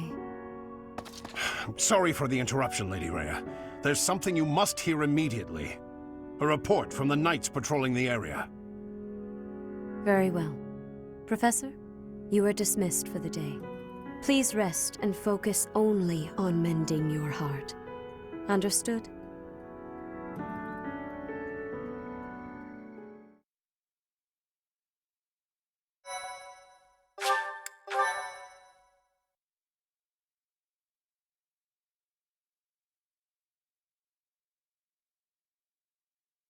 Part 1. White Clouds. Guardian Moon. Where the goddess dwells.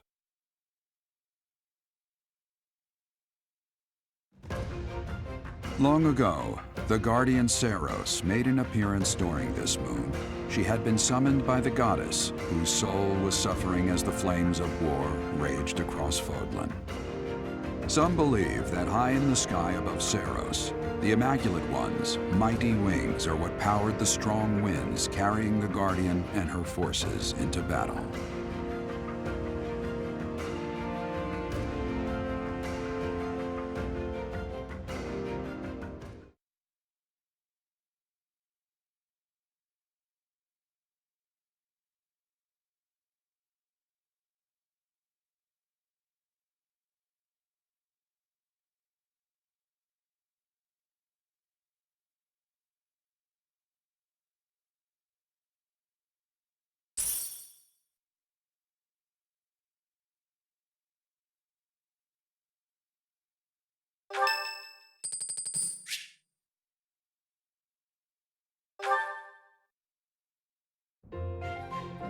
Professor, I am not understanding where the meaning is here. When and how is this expression used? I fell for it.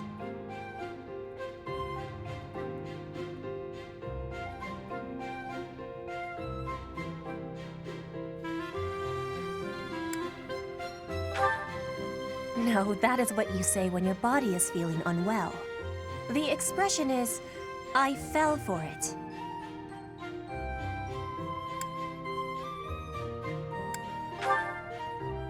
Are you a stump?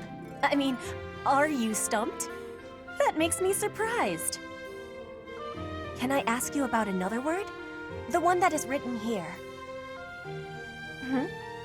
Is something on my face?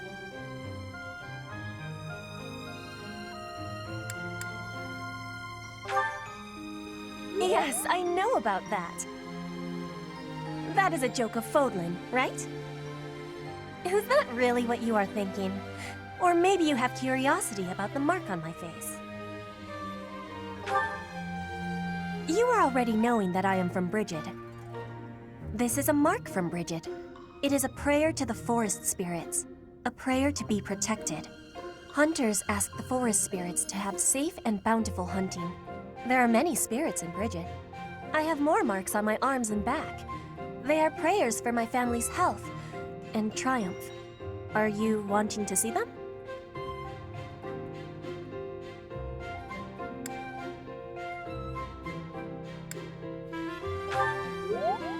That gives me happiness. If there is ever the chance, you will see them. I have much gratitude for you, Professor. You always listen with patience. I can read and understand the language of Fodlan, but to speak it, gives me difficulty. I hope I will keep having your support, and I will give you my support too, with my whole heart. I have things that I cannot fail to accomplish. Yes, we will keep walking forward.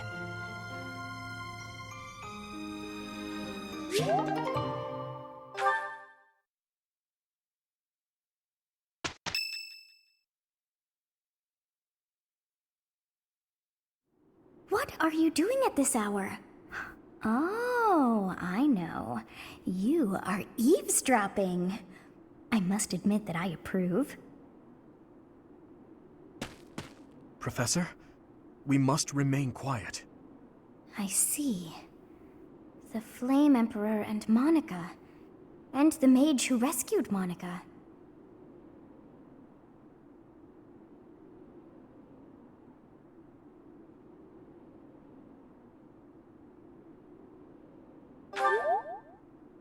Not yet, Professor. An unexpected chance to hear their plans. Patience, patience. Oh, thank you. You saved me. If you were to die, then the mystery of our bodies would be revealed. Preventing that was my only aim. I'm afraid you must remain, Kronya. There is something I need you to do. Oh, of course. I am always happy to cooperate with Solon. Leave it to me. How annoying. Flame Emperor, is she offending you? Unfortunately, we cannot take our eyes off her, so there is nothing to be done. You are our greatest creation. We use the defiled beast's blood as the fuel to your flame, that you may burn even the gods. Now is the time to cleanse Fodlan with that power and bring forth our salvation. There will be no salvation for you and your kind. Those responsible for such gruesome deeds in Dusker and Enmar. All so that you may acquire the strength you need, all for a purpose. I've got you. Finally.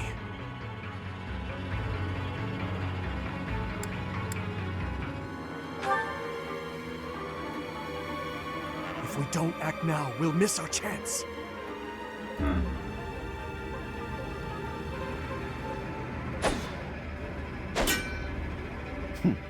Even if someone has overheard us, there is nothing they can do.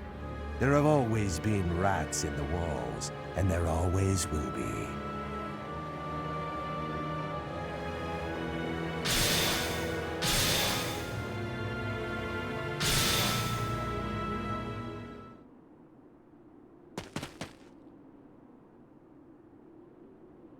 No.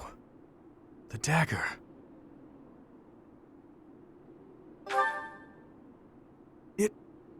No, never mind. It couldn't possibly be so. Professor, those are the ones we must destroy. They're the bastards who killed my family, and Gerald. For now, let's return to the monastery and regroup. As for the Flame Emperor's dagger, I'll hold on to it for the time being.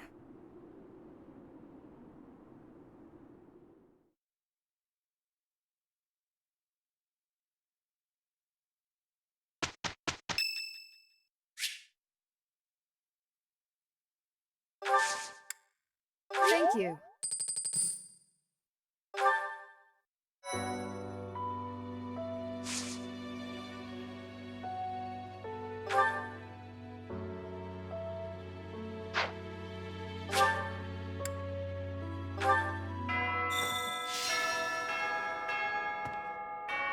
If you must weep, then weep. I shall be here for you. Well, it would be ridiculous to not feel anything after something like that. Go on and let it out. I am here.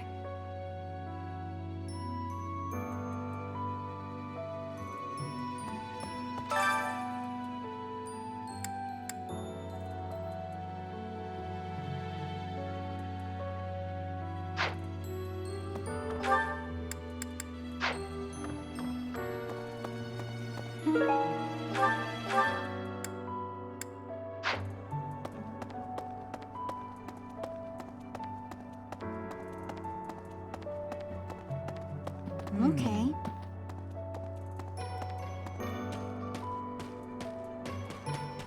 That's so.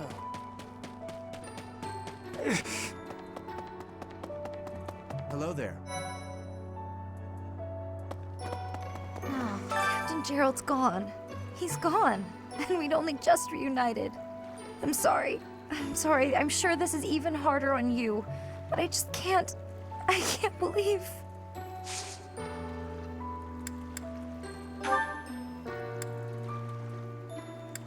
Someone lost this?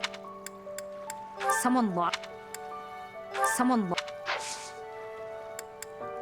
Hey, I hope we get a chance to practice together when you. I know I'm in a different class, but. No. Professor.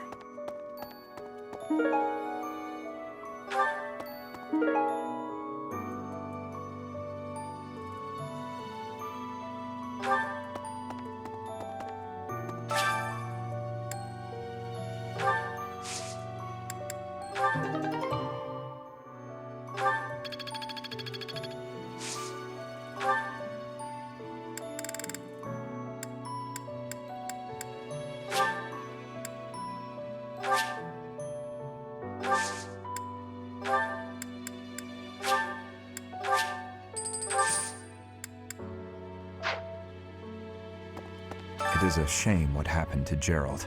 I am sorry. There are no words. Leave some flowers on his grave for me.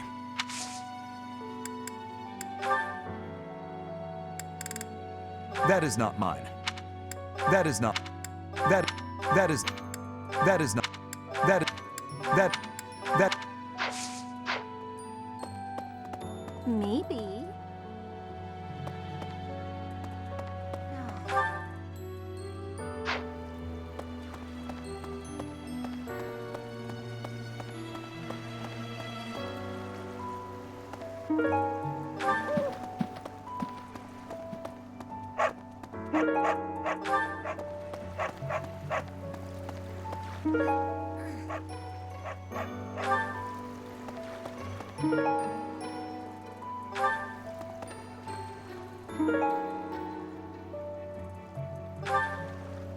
I'm so sorry. I never quite know what to say at times like these. Just don't push yourself too hard too soon. It's okay to allow yourself to be sad right now. Losing someone dear to you.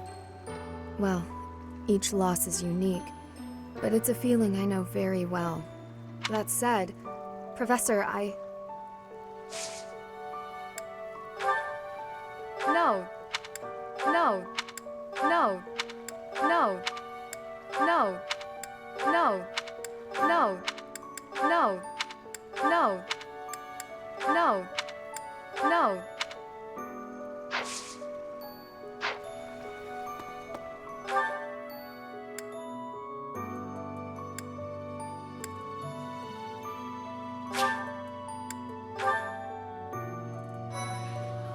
Professor? What happened to Gerald? It's terrible. If there's anything I can do, simply ask. Even if what you desire is revenge, I'll gladly lend you my power. We can't let them get away with this.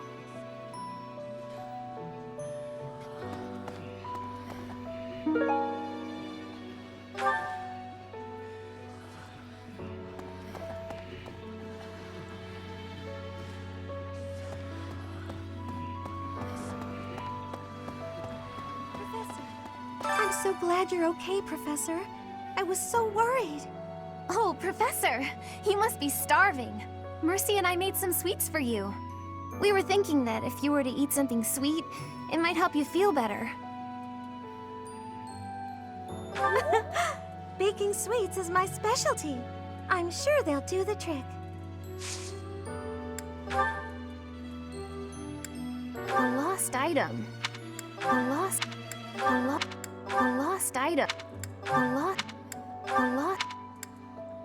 lost. I'm so glad you're okay, Professor. Oh, we were thinking. Did you find? Did you find? Did you find? Did you find?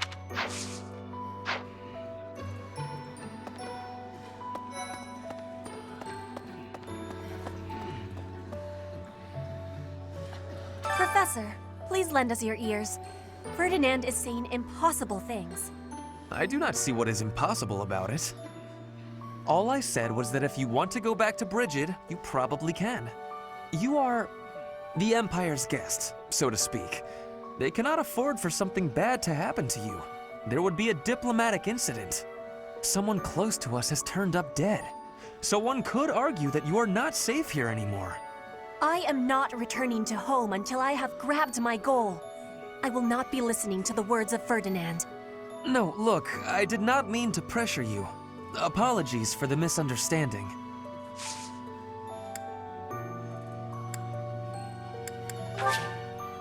Yes.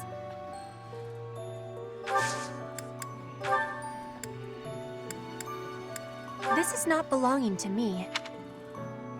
This is not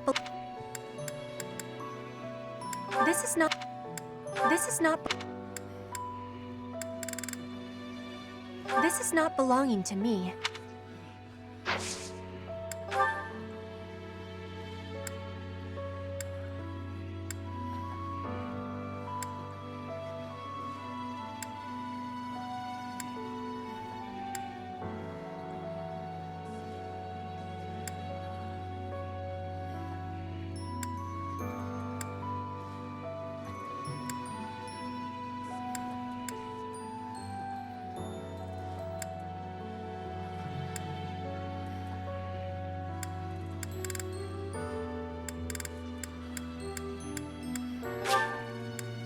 This is giving me great joy.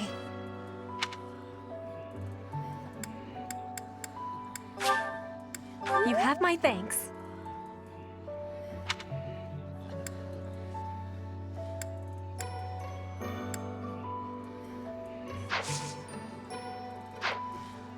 Professor. You are someone. I am. No, look.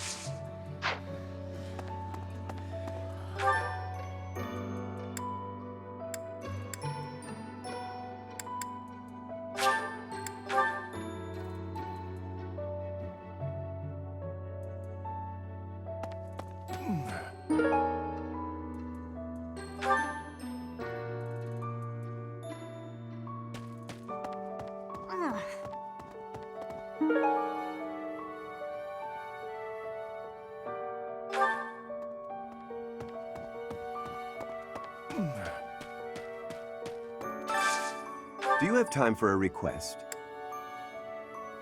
I trained with Gerald just the other day. Why? Why did he have to go and die? It's too awful. He didn't deserve it.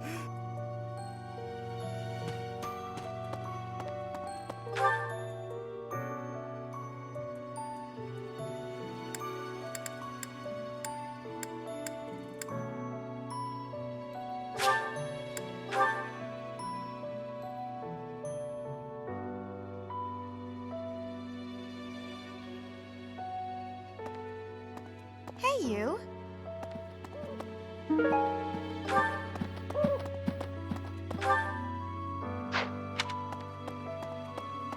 Excuse me. Professor, how are you holding up? I know how heavily grief weighs upon one's heart. I lost my mother some time ago. It was... Forgive me my moment of weakness. Even all these years later, I cannot recall that time without feeling the pain, as if it were brand new. Just know that I am praying for your mind and your heart to find peace.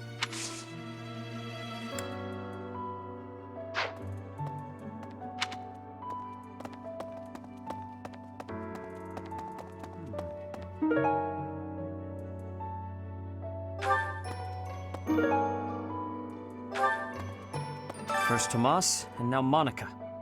I do have a theory, though I admit it is nothing more than speculation. Both Tomas and Monica have each gone missing at one time or another. It was reported that when Monica returned from her disappearance, she began to act like a completely different person. As if, perhaps, the real Monica had been killed and replaced by an imposter. Thinking of it like that, it is possible that this Solon had been impersonating Tomas for some time. How they managed such a convincing change of appearance, though, I still do not understand. I'm sorry to say. I'm sorry. Yes. I'm sorry. I'm sorry. I'm sorry. I'm sorry. I'm sorry. Yes, this is mine. I'm sorry. I'm sorry.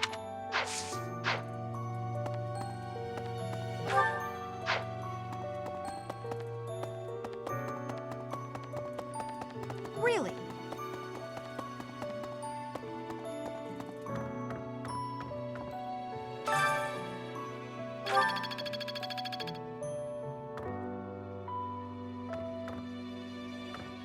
Oh, is something hiding just behind that book? That ring! I have seen it before. Ah, I know. Gerald showed that ring to you beside a grave. Do you recall? He said he wished for you to have that ring one day. That means it's yours. He also said that you should gift that ring to someone special.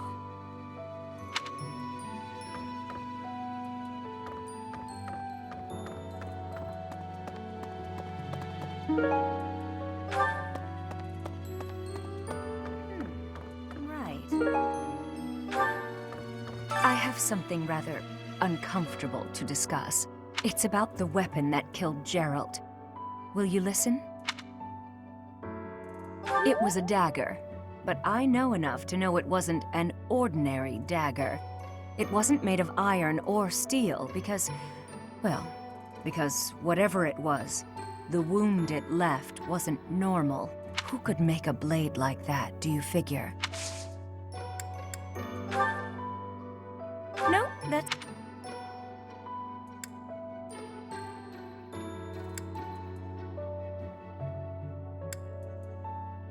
Wherever did this turn up? Thank you for getting it back to me.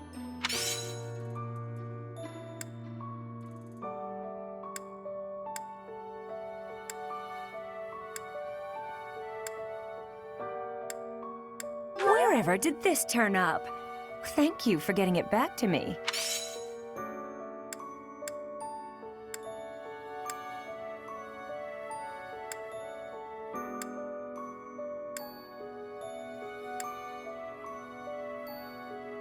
No, that's not...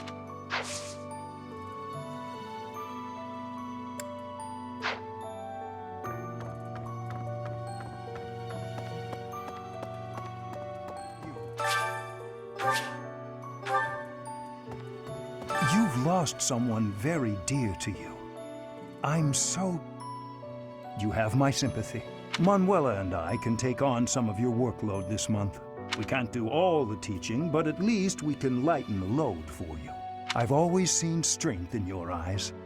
I know you'll recover. You're a very strong person.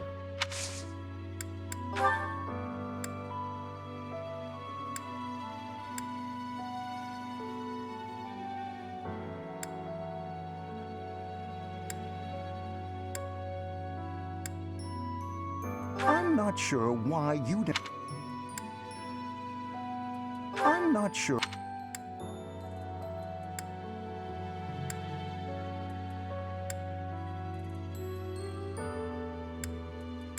I can't believe I left this behind.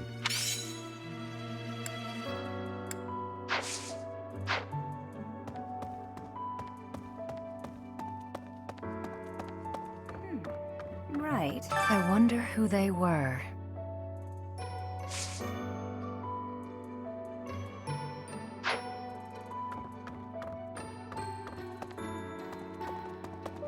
Really?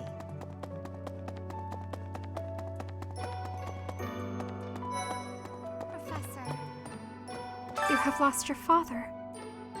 Now more than ever, do I understand how very lucky I am that you were able to save me. Professor, I deeply appreciate what you have done. If there is anything at all I can do in return, please tell me, okay?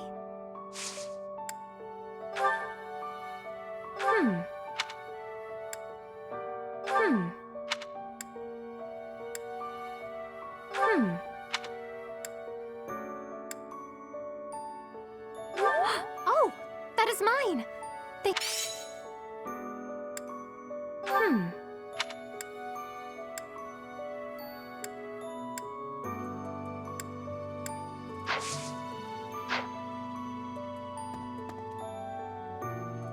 I've never been much for condolences.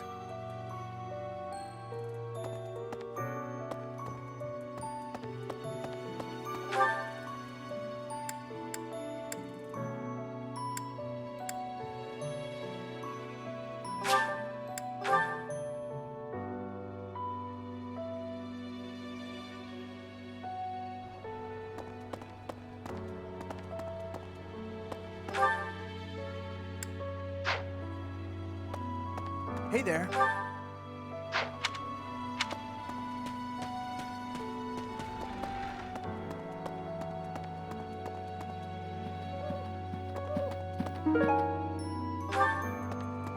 Dark expressions don't suit you, Professor. But I'm glad to see you out in the world again. It seems this month will be a quiet one around here. There aren't many knights around to liven things up. Most of the knights are gone, seeking out the enemy. Isn't that a bit much? I agree it's important, but is it a good idea to neglect the safety of the monastery? What do you think, Professor?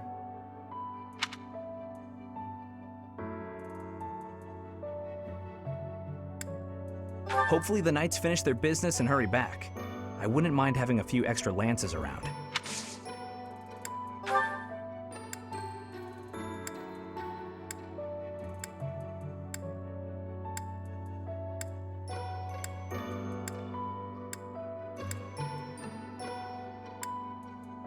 I know nothing about it.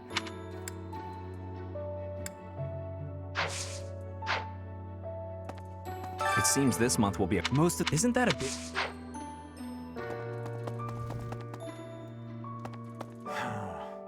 Professor?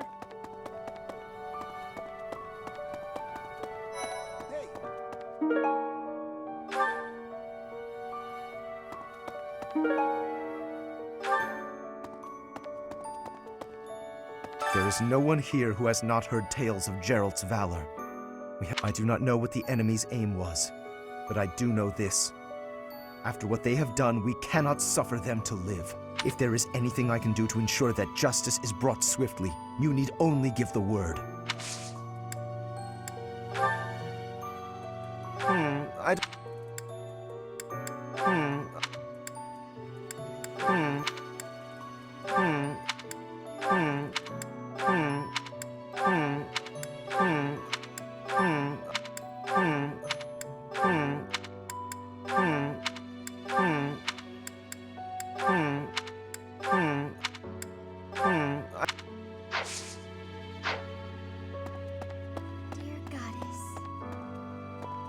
Professor, it seems like you're holding up okay, but I'm worried about Leonie. She really loved Geralt. I hope she can bounce back. Never seen that thing before in my life. Never seen that thing before in my life. Oh, you found it! Never seen that... Never seen that thing before in my... Never seen that thing...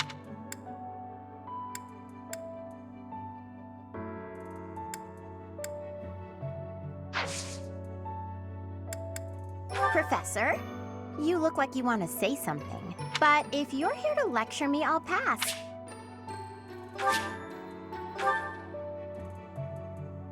I'll say a prayer for Gerald's soul. There's not much else I can do. What's this? What's this? What's this? What's this? What's this? What's this? What's this? What's this? What's this? What's this? What's this? What's this? What's this? What's this?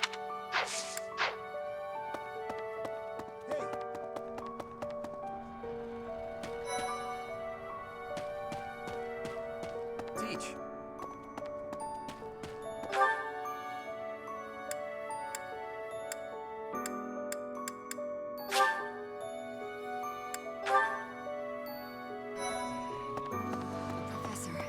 I've sung lyrics lamenting death many times on stage, but when something like this happens in real life, I'm lost. I don't know what to say, but Sir Gerald must have been very proud to have you as his child. How did you know I lost this? Thank you for bringing it back to me. I'm sorry, but I'm sorry. I'm sorry. I'm sorry. How did you know I lost this?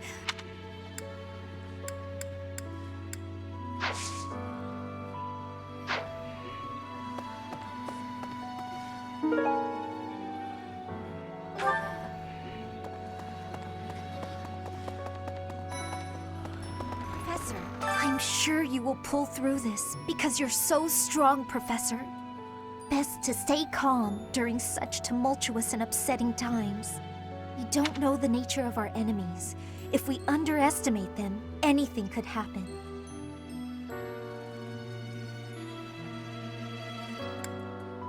Yes, I agree. I don't want to lose you too, Professor. What? What? What? What? What? What? What? What? What? What? What? What?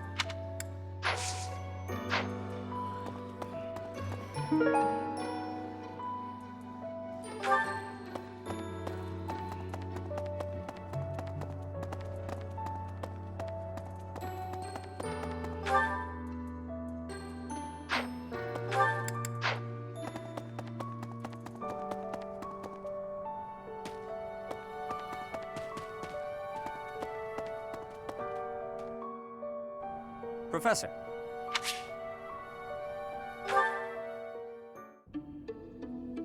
Ah, there you are. I apologize for calling you in so suddenly. Please, sit. There is a matter I would like to discuss with you. I believe I've told you this before, but it is my responsibility to aid the Archbishop in all her duties. Spiritual instruction, ceremony oversight, donation management, all of the Church's many administrative tasks. I oversee not only the priesthood, but also the Knights of Seros and the Officers' Academy. The Archbishop entrusts a great deal to my discretion, and I am honored by her confidence. Even when she must make decisions herself, she often seeks my counsel in advance. And yet, your appointment to a teaching position at the Officers' Academy was a complete surprise to me. Not only that, but you have also been entrusted with the Sword of the Creator. I was as surprised as anyone else to learn that. Frankly, I am just not sure how to handle you. I am the Archbishop's right hand, and yet when it comes to you, I have been told almost nothing. Not quite. I do find you to be a trustworthy individual, but my subjective opinion is not enough. I have a duty to be cautious. Should the Archbishop's trust in you prove to be misplaced, it is the faithful who will suffer most. First, I would like to know just how much you know about yourself. You are the child of Gerald Eisner, correct?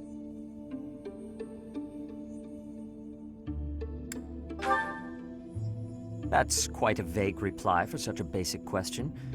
In the future, I would advise you to answer such queries with confidence. As the former captain of the Knights of Seros, Geralt was renowned throughout Fodlan. If you really are his child, then no one would voice any complaint about you joining the Knights. How long has it been since you became a mercenary? I see. Most curious. Come to think of it, I have never asked your age. Just how old are you exactly? Your face says it all. You truly don't know, do you? Just what was Gerald thinking, raising you this way? Given your responses thus far, I feel as though any further questions would just be a waste of our time. However, permit me to make one thing clear. Whatever her reasons, the Archbishop has placed great faith in you. Do not betray that trust. That is all.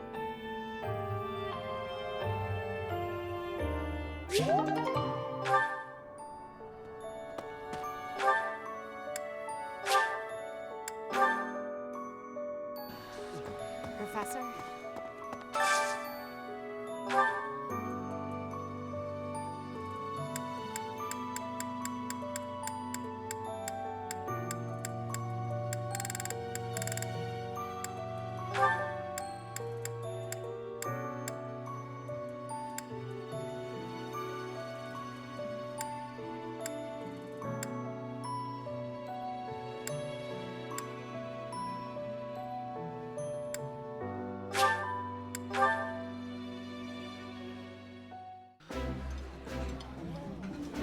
Yeah, you just get it, Professor. This is my favorite. Let us eat.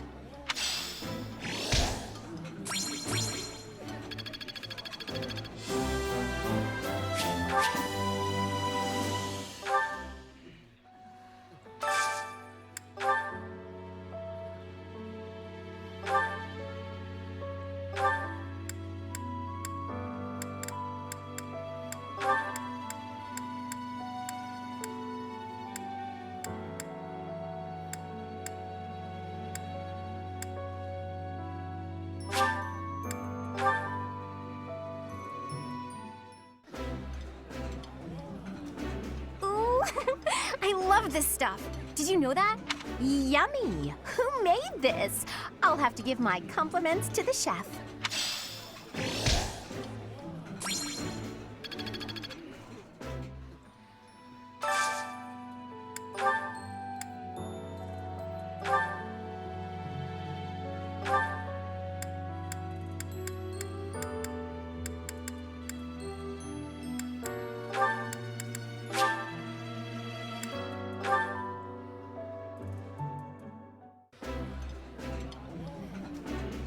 This is my absolute favorite.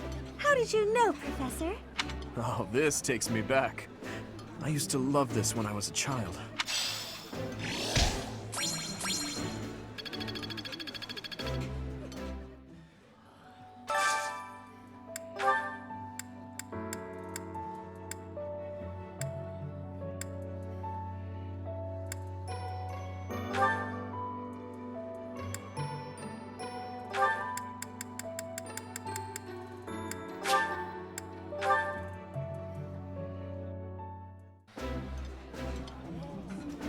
I would be liking that greatly. Somehow, everything tastes better with company.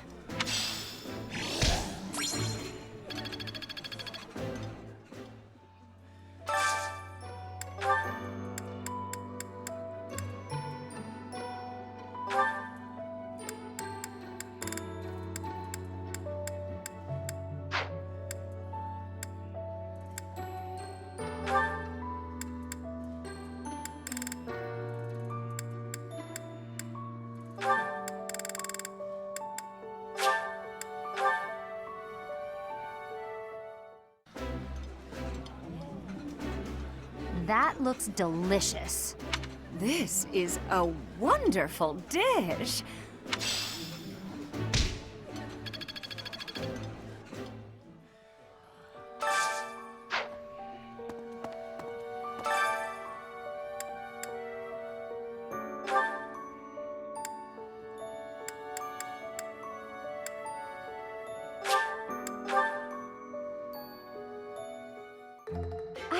baking sweets, but I'm not sure how I'll do cooking other types of food.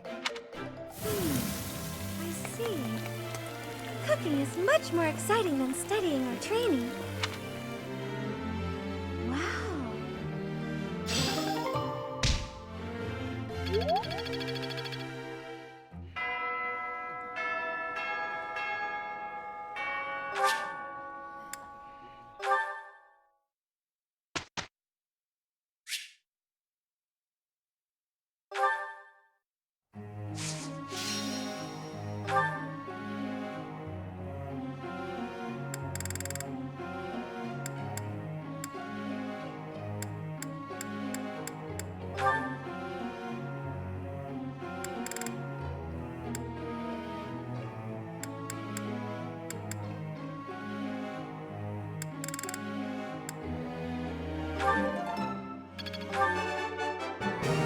Yes, that's it.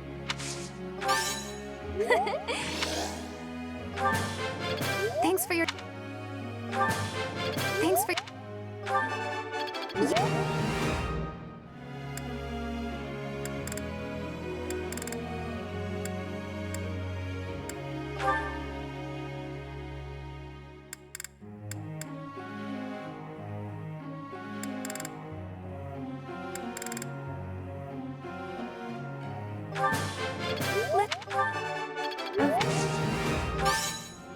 What now? Do I get a reward?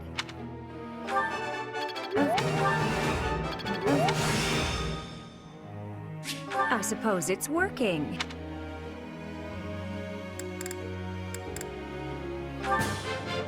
You're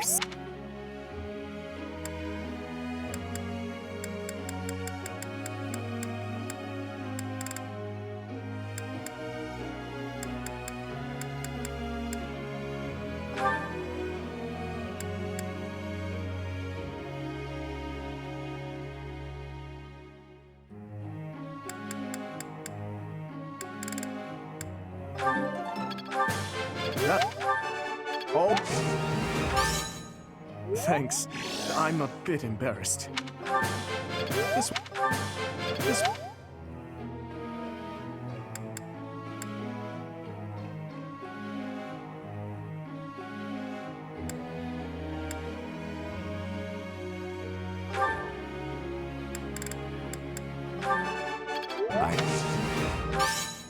No.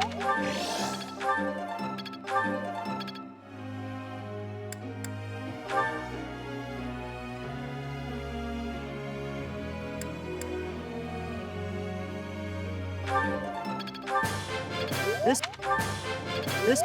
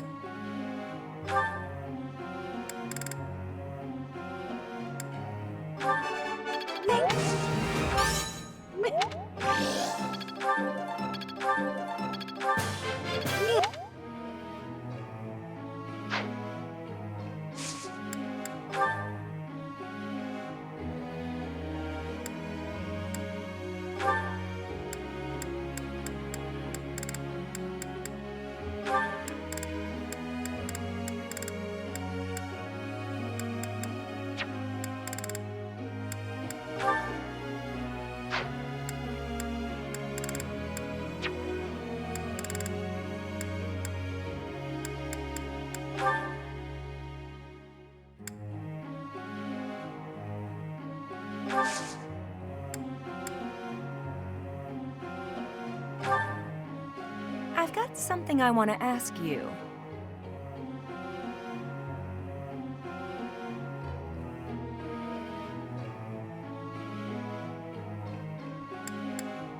It seems like you just know everything. Professor.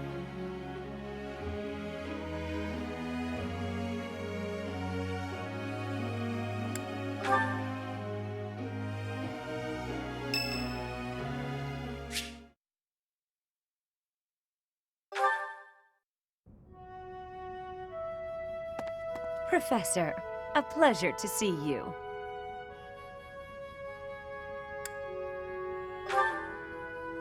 I've never been very good at praying, I was here to confess my foolishness. While I'm at it, may I confess something to you too? I realize what a burden I've been. On you, I mean. After every breakup, I neglect my work, and I know how that affects you. I'm completely worthless as a woman. Can you imagine how that feels? Oh, I'm going to be single for the rest of my life. I just know it. You think so too, don't you?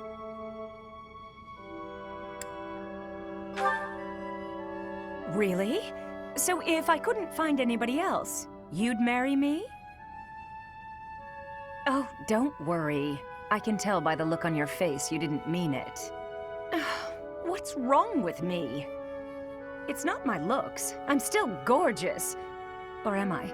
Be honest, do I look old? No, not possible. I'm the songstress who swept the Empire off its feet. Men professed their love for me hourly. It can't be my looks.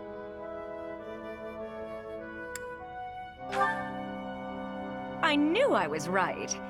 I'd be in real trouble if I weren't this beautiful. Oh no, if the problem isn't my looks, and they are not the problem, then it must be... what? My personality?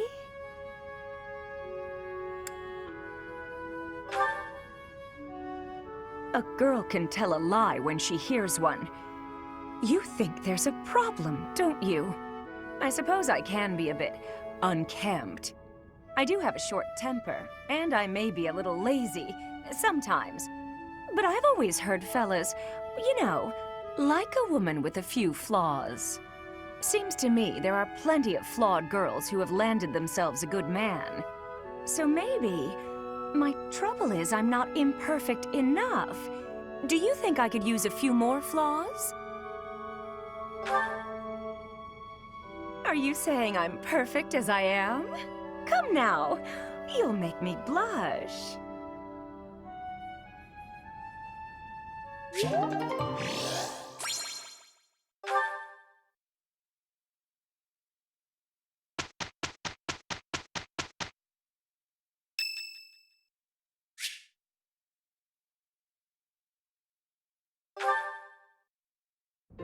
Well, I had fun today. Of course, you want to see me again, yes? Of course. I'd love to, Dorothea. Well, until we meet again. Oh, hello, Professor. Were you watching that?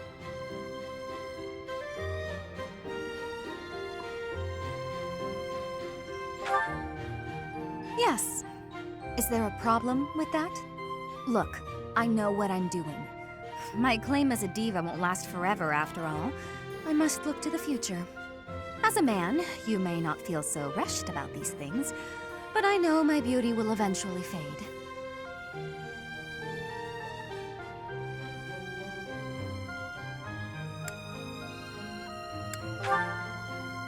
You? Really? I never would have guessed. Anyway, I'm not just playing games with these boys. This is for my future. You have no right to object. I very much want to find a good partner here at the Academy. Someone who will take care of me for the rest of my life.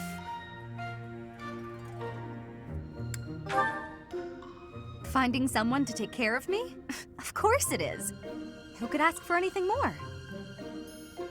Anyway, I value your opinion, Professor, but I won't have you interfering with my life plans. Unless you'd like to take care of me into my old age. That'd be something, eh? How about it, Professor? I wasn't... You aren't being serious, are you? I was just teasing. Or did you really just consider spending your whole life with me? If you did, that actually makes me... It makes me happy. I had no idea you might look at me that way. You've gotten awfully quiet. You might even be blushing a bit. Have I embarrassed you? If so, I'm very, very sorry. I should be going anyway. I'll see you later, Professor.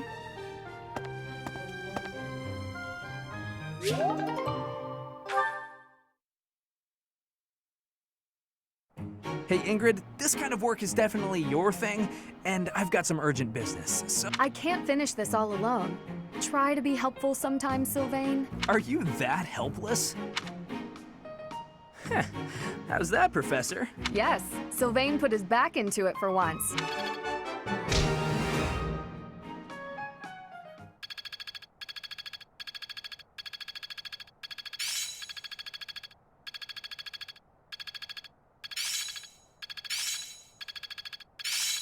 It's all becoming clearer. Perhaps I'll expand the scope of my research.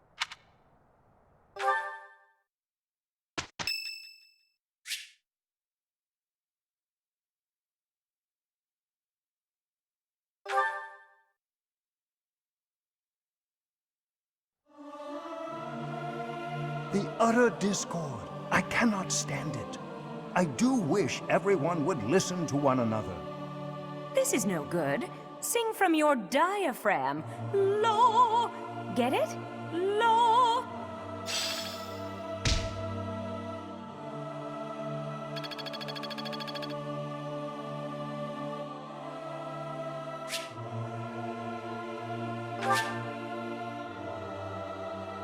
I am grateful.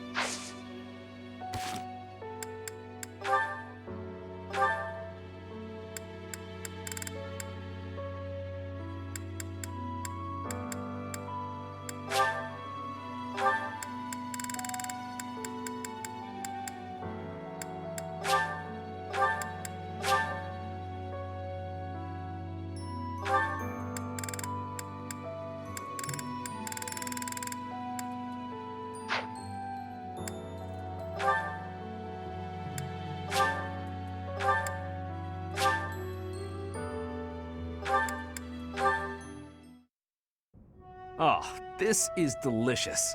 I can't believe I made it. Yes, you do have some talent. What's the matter?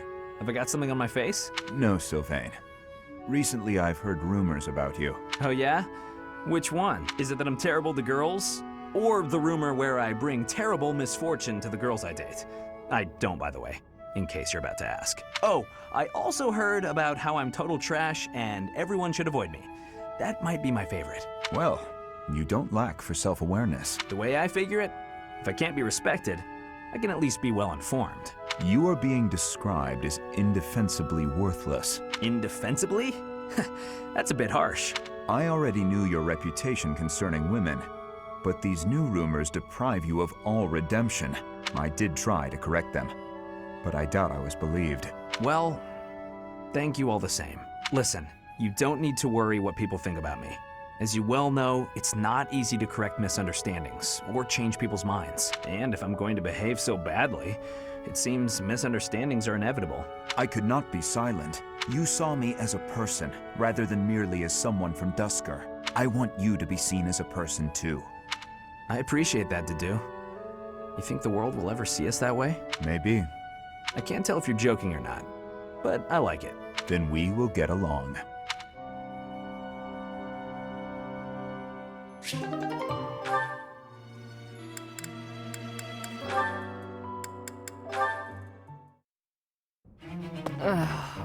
Manuela, isn't it a bit rude to sigh at someone the moment you see them enter the room? Hanneman, isn't it a bit rude to tell others how to behave? Besides, I could be sighing about any number of things more interesting than you. Goodness, you're unusually irritable today. Don't you imagine your attitude a bit excessive? You snap at every little thing. your ill mood on display for one and all. It saddens me to see such behavior from one who should be setting a good example for the younger generation. Well, listen to the noble lecturing a lowly commoner to be on her best behavior.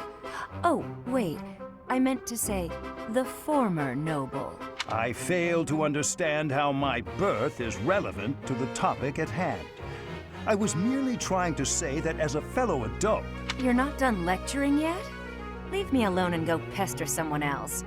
Maybe leave everyone alone and go focus on your precious crest research. I don't know what to say to you, Manuela.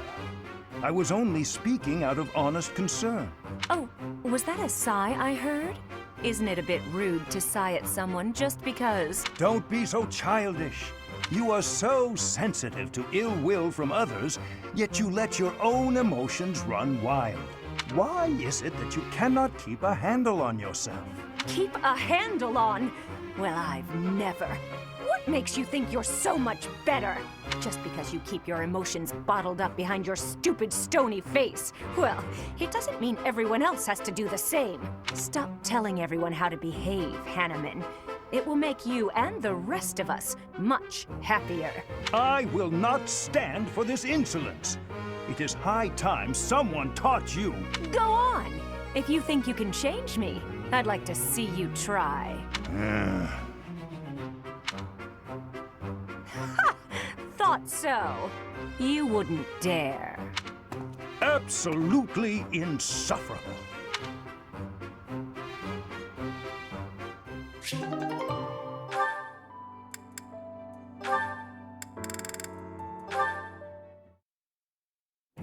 Oh, is that Petra? Looks like she's out shopping. Hey there, young lady. Are you looking to buy, or would you rather cry? Just so you know, there's no beating my prices. Cry. Beating. Are you wanting to battle me? As in a battle of wills? Trust me, kid. You don't want to waste your life trying to beat me at... Huh? Sword or bow? Which are you fighting with? You have skill with both, I am thinking. Petra, what are you doing? Why are you fighting? What did she say? I was asked to be coming here and do the shopping, but then this merchant gave me her challenge. Huh? This has to be a misunderstanding. Look, I'll help you. What were you trying to buy? We are needing vulneraries. Many people make use of them, and our stock is lowly. Oh, got it. Just leave this to me. Come on, isn't that price a little high? Surely you can afford to go a bit lower. Are you kidding? This is even lower than my usual bargain rate. Really? Because the shop over by the gates is selling the same item for a little more than half that. Guess I'll have to head back there after all. Hey, let's all take a deep breath. Here's the deal. I'll give you another 10% off. Make it 20% and you've got a deal. You drive a hard bargain. Fine, 20%. But you better be grateful. The shopping was successful. You have my gratitude, Ash. Not a problem. I'm used to this sort of thing. Bargaining for prices in Fodlan is complicated. I am thankful for this bargain. Now the extra can be given back to our professor. I had learnings about the customs of Fodlan. I have gratitude for that, too. I wouldn't call it a custom, exactly. It's just a trick we commoners use to save money. Efficiency with money is a wonderful culture. I promise you, it's really nothing special.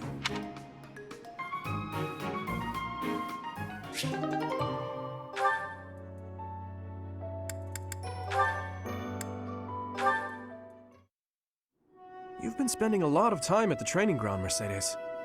As far as swordsmanship goes, you're like a whole new person. Thank you. I have such a great time when you teach me that improving comes naturally. It's all because of your own hard work. Compared to you, You shouldn't be so disappointed in yourself. You're improving too. You just need to keep at it. Well, I can hold a needle and thread without breaking anything now. That's something. That's a big step. When we started, you couldn't even hold a pair of scissors without twisting them apart. True. I'm sorry for being such a burden. You're no bother at all. I like sewing with you.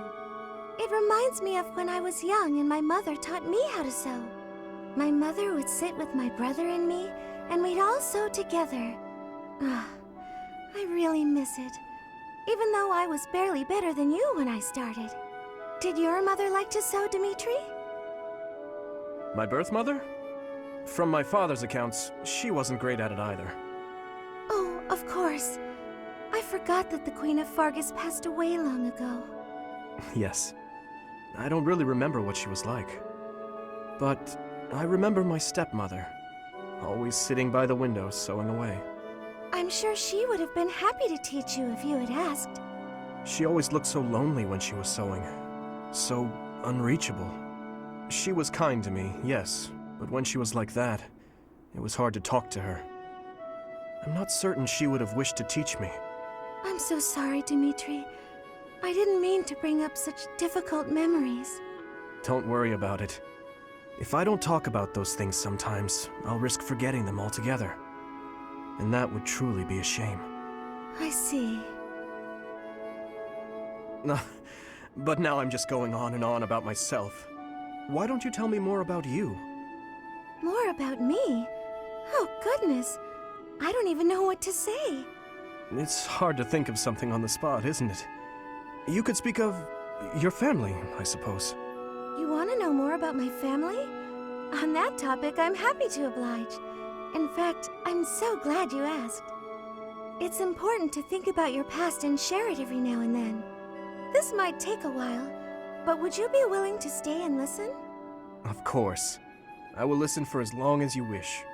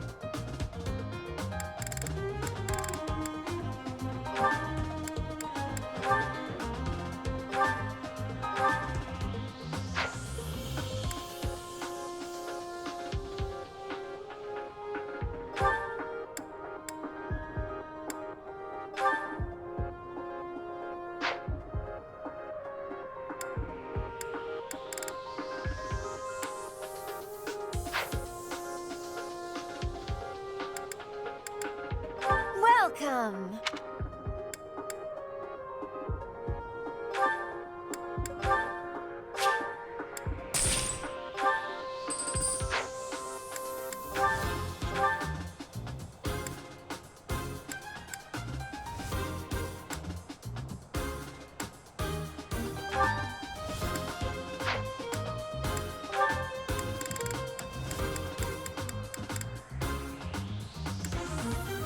that the one?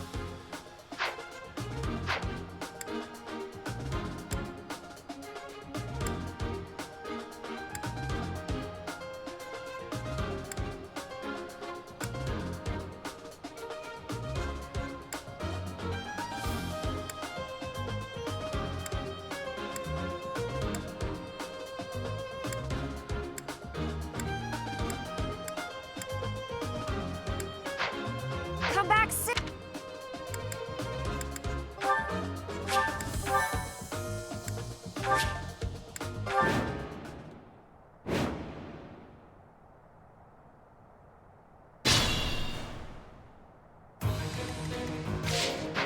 Ready.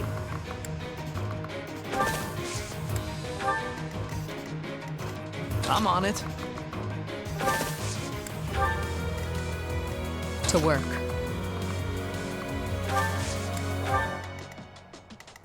Here goes.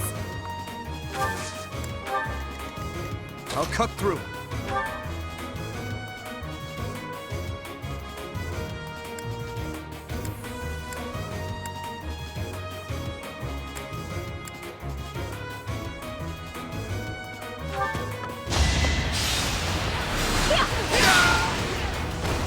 You never had a chance. Slow and steady.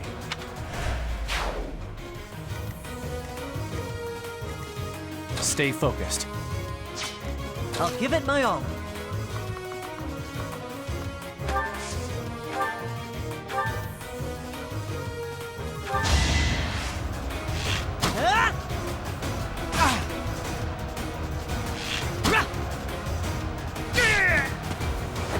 That's how it goes.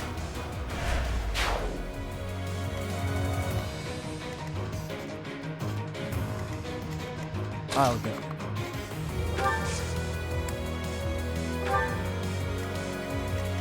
What should I do?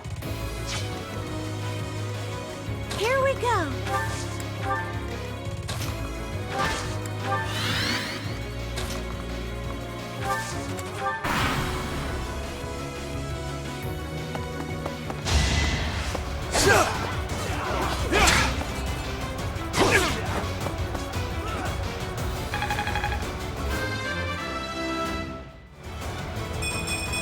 I can still shine brighter.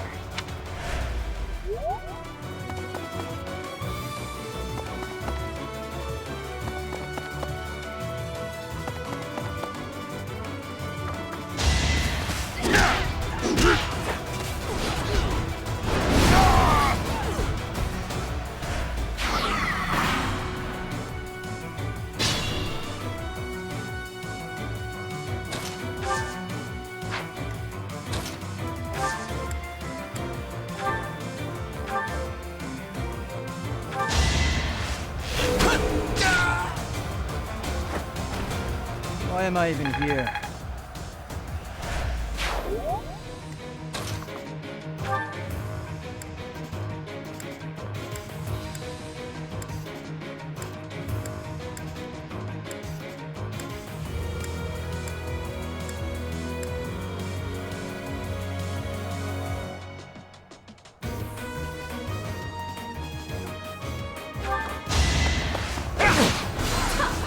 Too slow!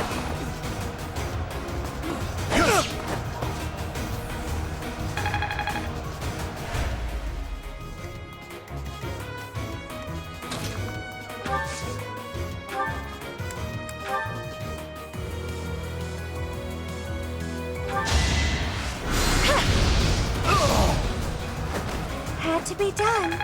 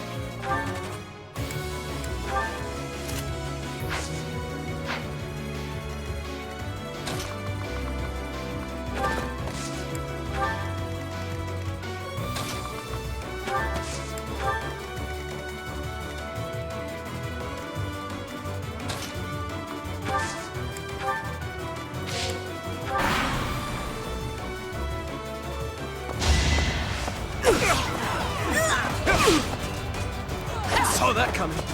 Try harder. I must keep aiming higher.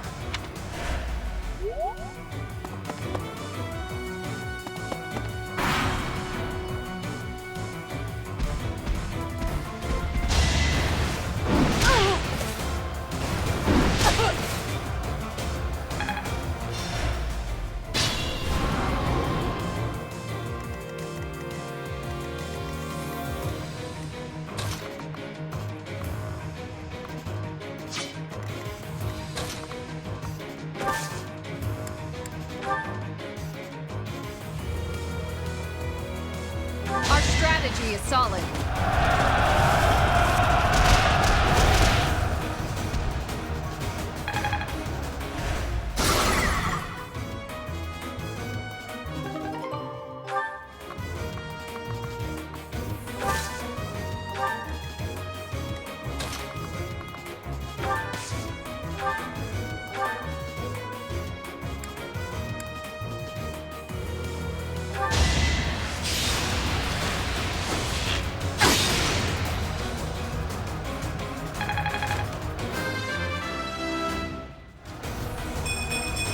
I'll grow as strong as I can.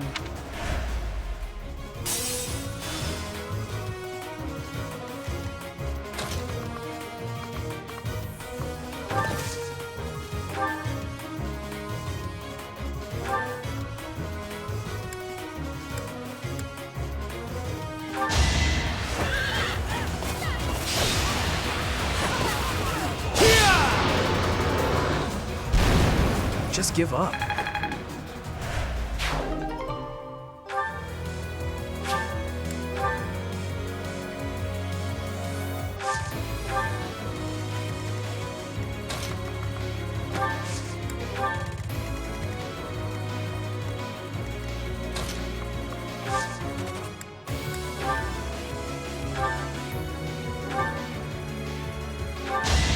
And open.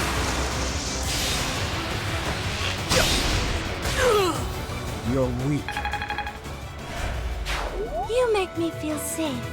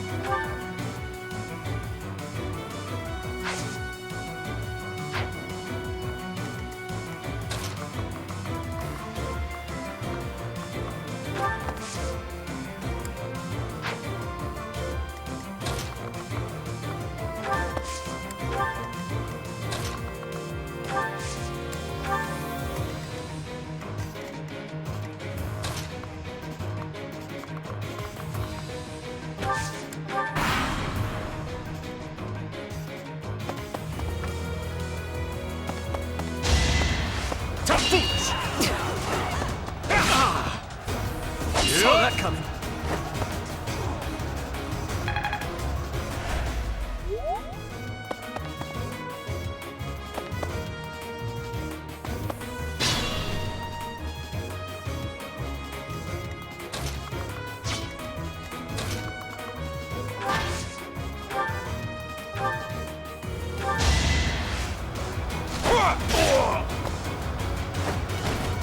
Give up.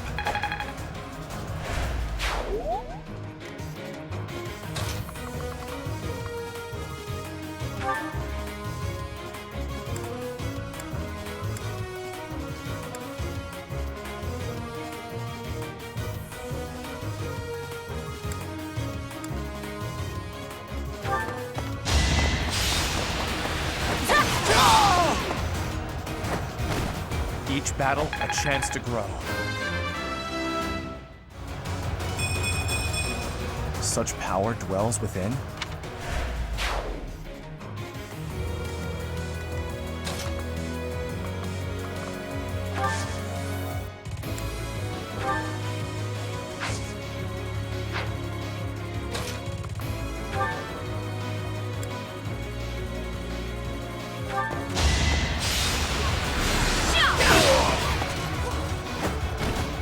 Who's next?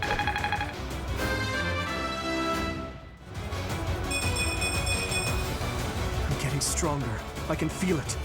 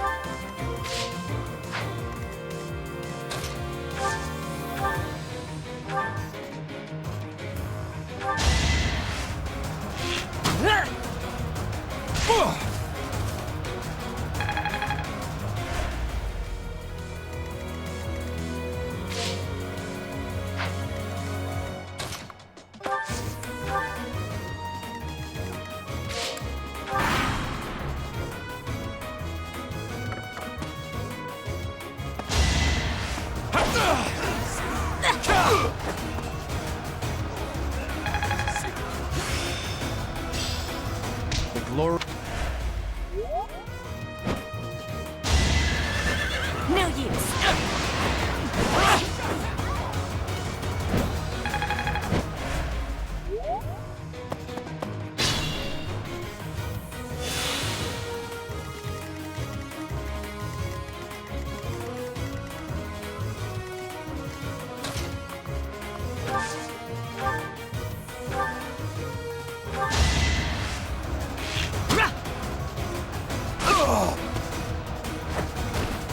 I must steel myself.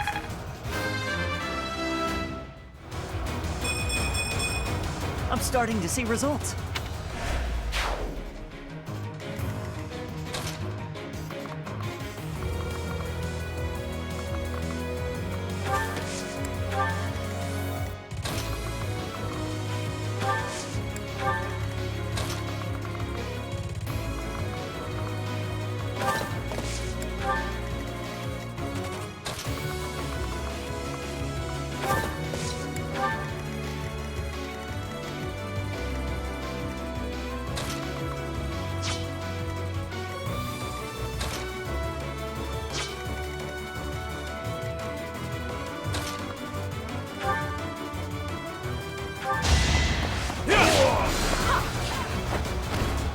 Over already.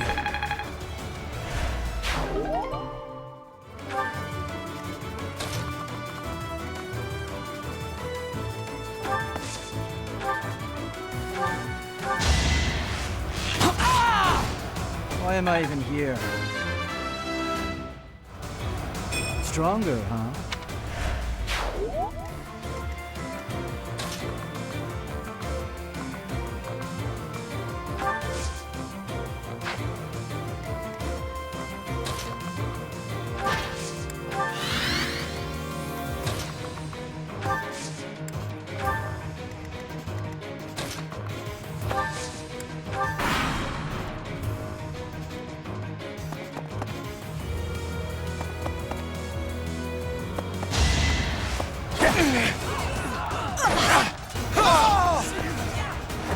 You fought well.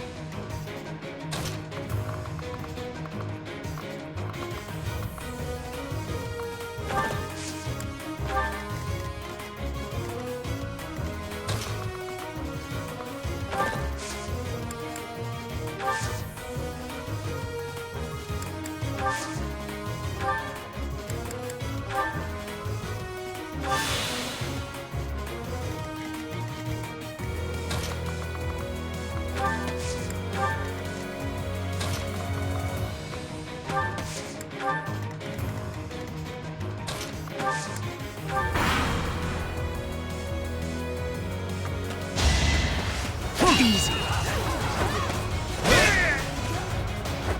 That went as expected. So obvious. Just give up.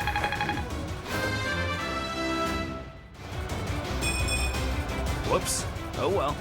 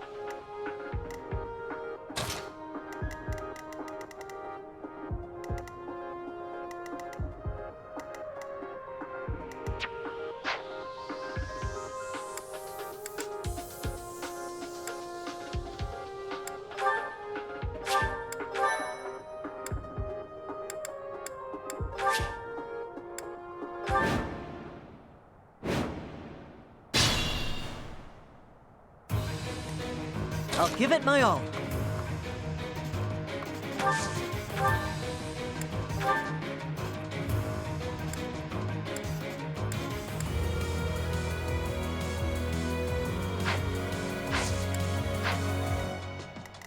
What should I do?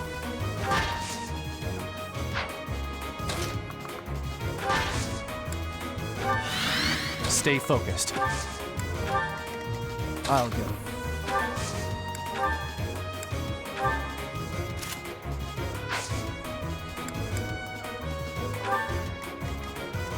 Here we go.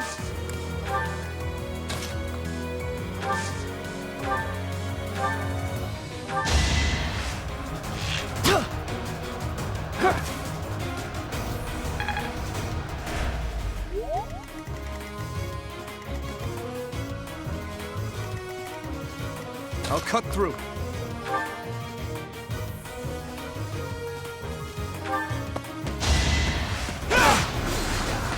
Saw that coming.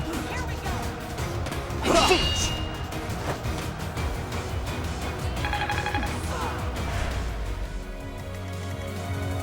To work.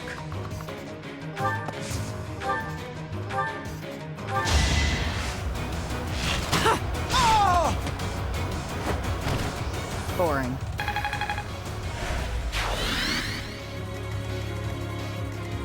Ready.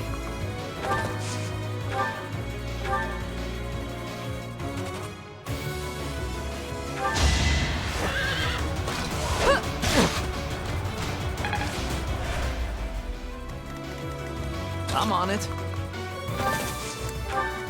Here goes.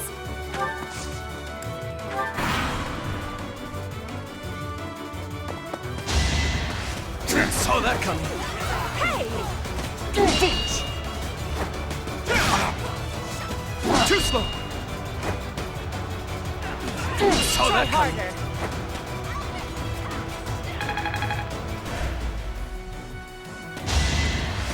Too slow. Just try. Try this on for size. I aim for greatness. I will get stronger still. Too slow. Saw that coming. Too slow.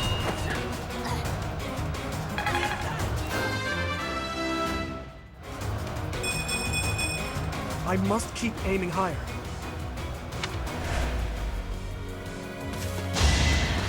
Shot! Ineffective. Ineffective.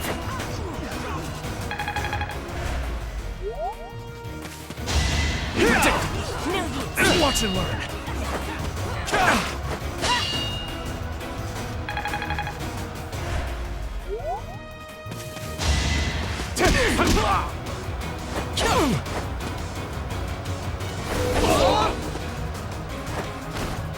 Next time, bring your friends.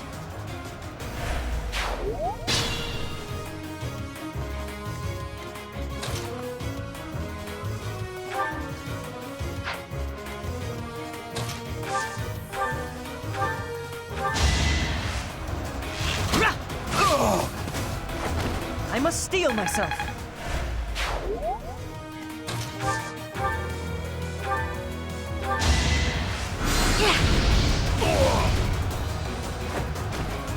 Oh, I won!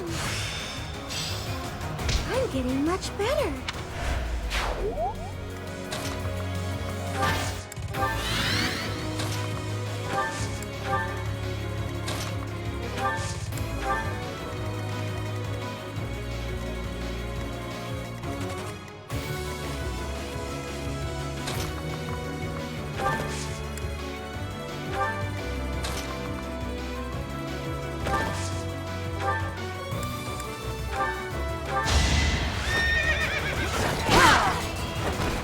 I did what I had to. It all makes sense.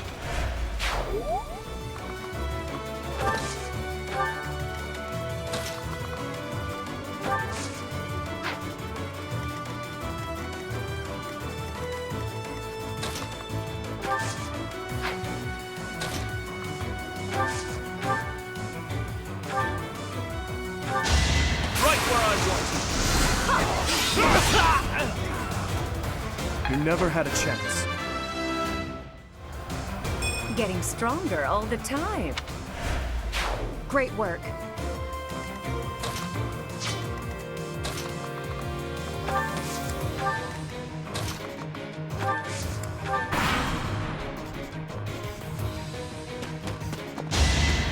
Too slow.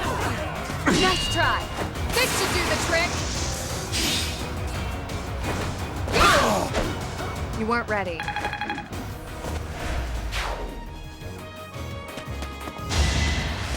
Too slow. That's it. Too slow. Nice try.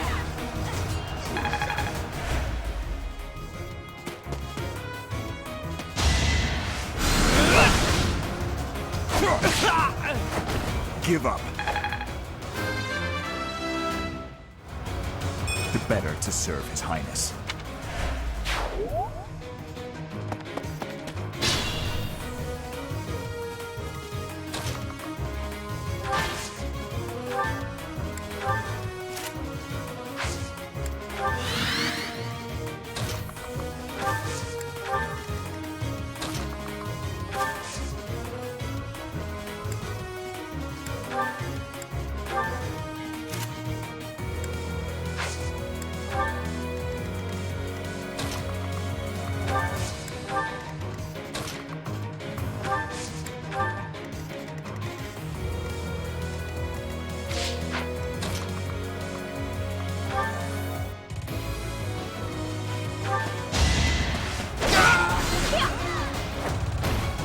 Who's next?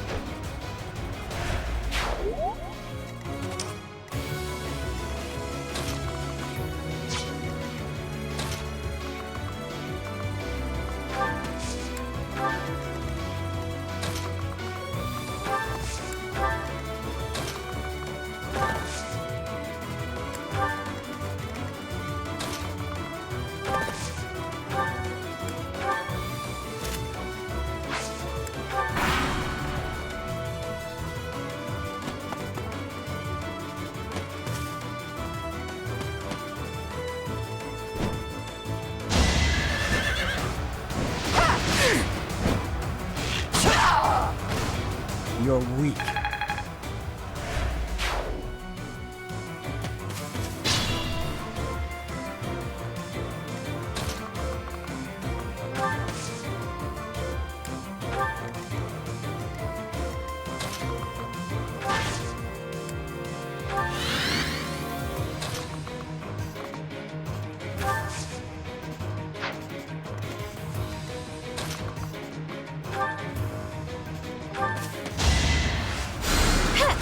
Thanks.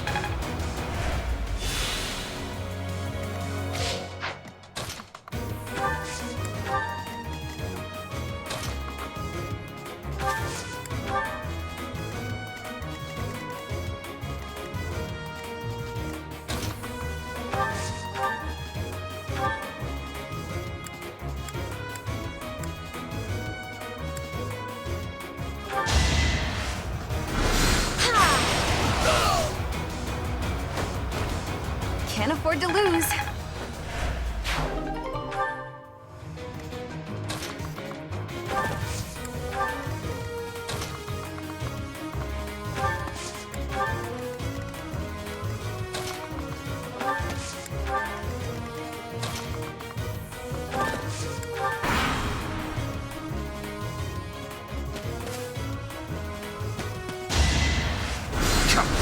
Predictable.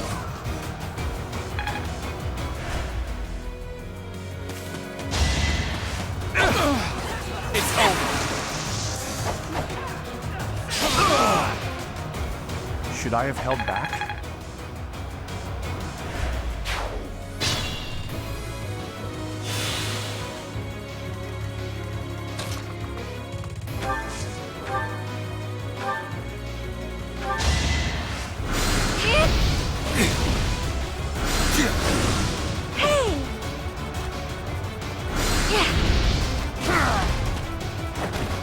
Had to be done.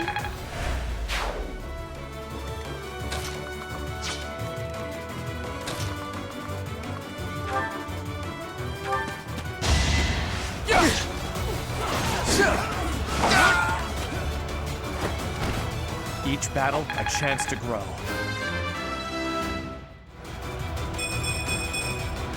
We must...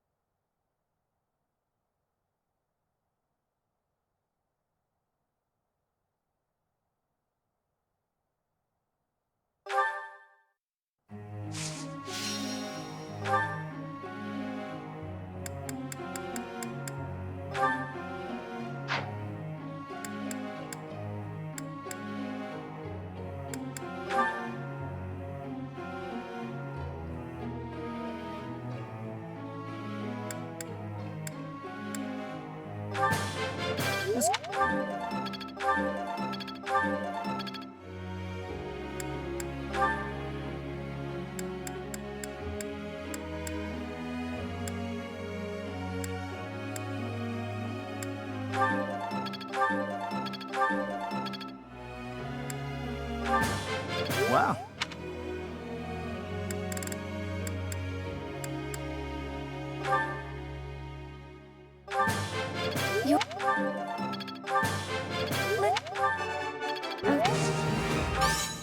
What?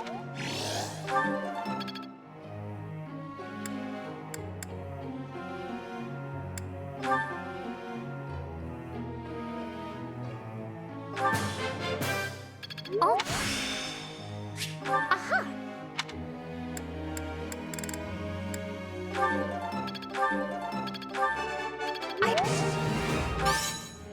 No. I have done.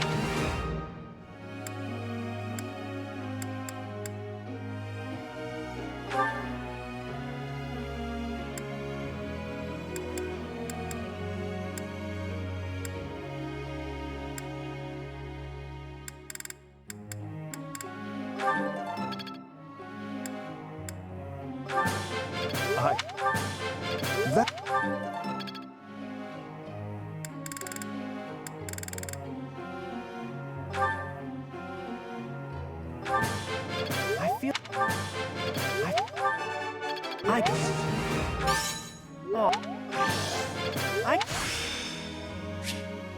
I can really do this.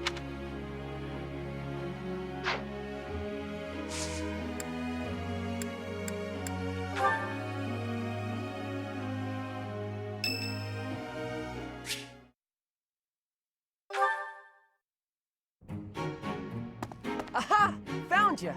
You're always nosing around places, aren't you, Professor? Can be real hard to find you sometimes. Well, yeah. I wouldn't have been running all over the place looking for you if stuff was normal. Do you remember how Lady Rhea asked you to come to the office this evening? Well, she told me that I should come to let you know that today's a bad day for doing that, and you should go and see her tomorrow instead.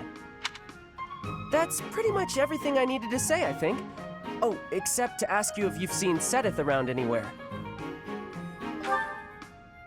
Okay, I'm supposed to tell Sedith the thing Lady Rhea told me to tell you, but he's hard to find. Nah, I'll find him myself. But if you see him, then find me, please, and tell me where you saw him, okay? 'Cause then I'll know where he is. I'll be in the stables if you need me. Gotta put out the fodder before it's the next kid's shift. Don't want her thinking I left my work for her to do. Oh, but if I'm not in the stables and you need to find me, I'll be at the forest up north, 'cause there's a bunch of logs lying around up there. I figure I ought to chop them up, or else someone might trip on a log, or we might run out of firewood. And if I chop, then it'll save other people time. If it looks like I'm done there, then the quarters need to be swept. So if you see Sedith and you need to find me, then I might be there.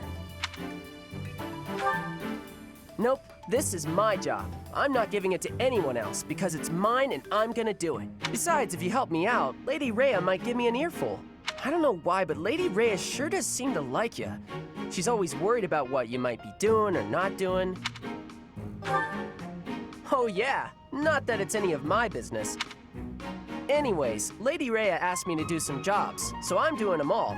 Even some she didn't ask for, but I know need doing, so I'm doing them. End of story. And remember, if you see Sedith around, come find me and tell me where you saw him, yeah? Huh? But I just told you where I'd be. If I'm not in the stables, I'll be at the forest. If I'm not, oh, I see. You're right, I'm all over the place, huh? I don't want to waste your time, Professor, so if you see Sedith, how about you tell him I was looking for him, and then tell him all the places I'll be? Then he can spend his time looking for me instead of you.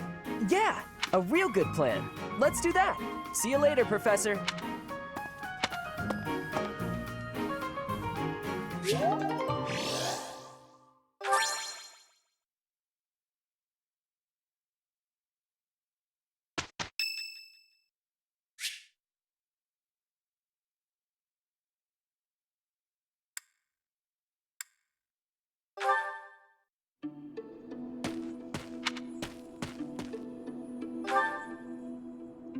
Oh, Professor.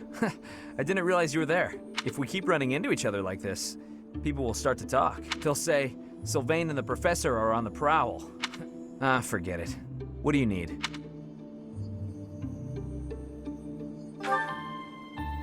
I fell for that girl recently, but I just wanted to have some fun and leave it at that.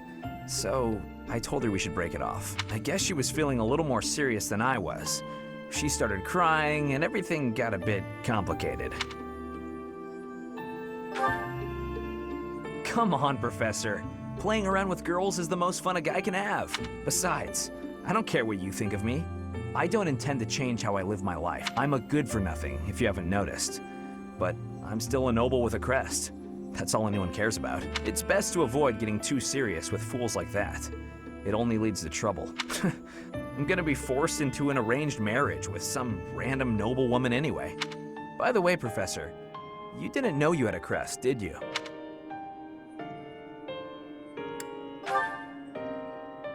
I see. I suppose a mercenary wouldn't be concerned with such things. Most children, even descendants of the 10 elites, like myself, can't be legitimate heirs without a crest. That means as children, we're only accepted if we're born with one. The heads of most noble houses keep having kids until they get one with a crest. Those children then grow up to be heads of their houses, and the vicious cycle continues. Do you get it now? To all these commoner girls, I'm just a trophy, or rather, a stud horse. See? I knew you'd get it. These girls don't love me. They love the potential rewards of loving me. If I marry a girl and she gives birth to a child with a crest, that kid might become the next head of House Gautier. But nowadays, with the bloodlines getting weaker, there are a lot of kids like my brother, born with no hope. For ages now, those of us with crests have been envied and desired, but never for who we are. I understand the value of my blood. Believe me, I hate how much I understand it. I know better than to dream of being free from this burden. I'm used to it by now. I used to think I didn't have the right to live freely.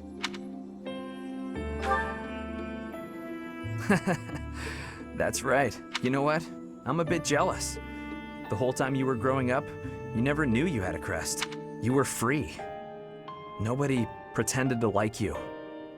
I kind of hate you for that. You were a spoiled brat who should pay for that crest. Maybe I'll collect the debt. Gotcha! Wow, you should have seen the look on your face just then. Don't mind me, Professor. After all, ladies love a dark and brooding noble.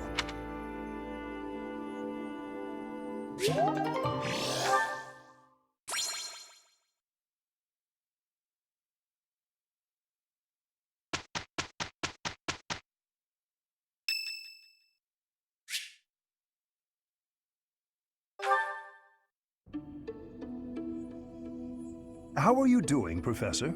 Would you care to join me for a cup of tea? It occurs to me that whenever we chat, I have a tendency, it seems only fair to speak on the topic of myself for one. And perhaps you might feel more positively inclined toward my research if I shared my own story.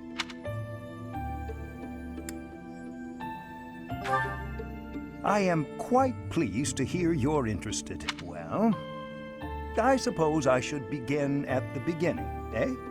I was born into a noble house of the Empire. Not a large house, mind you, but noble all the same. Our land holdings were small, but our bloodline was quite strong. So, as you can imagine, there were many of us in the family who carried the power of crests.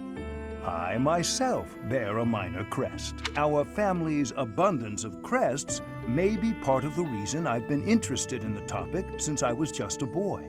I dedicated myself to my studies, and after years of effort, I became lead crest scholar at the Empire's largest research institution.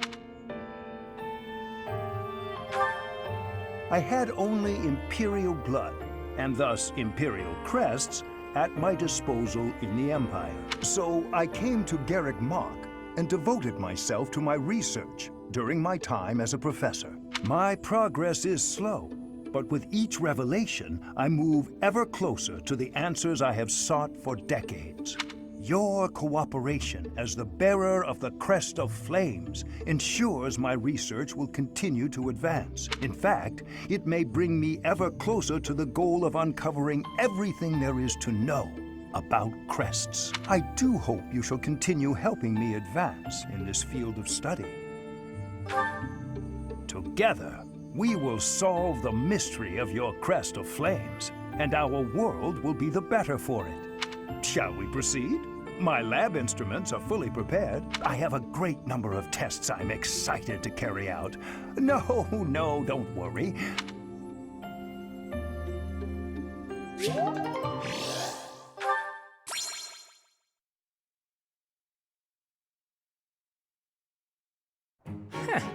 Yes.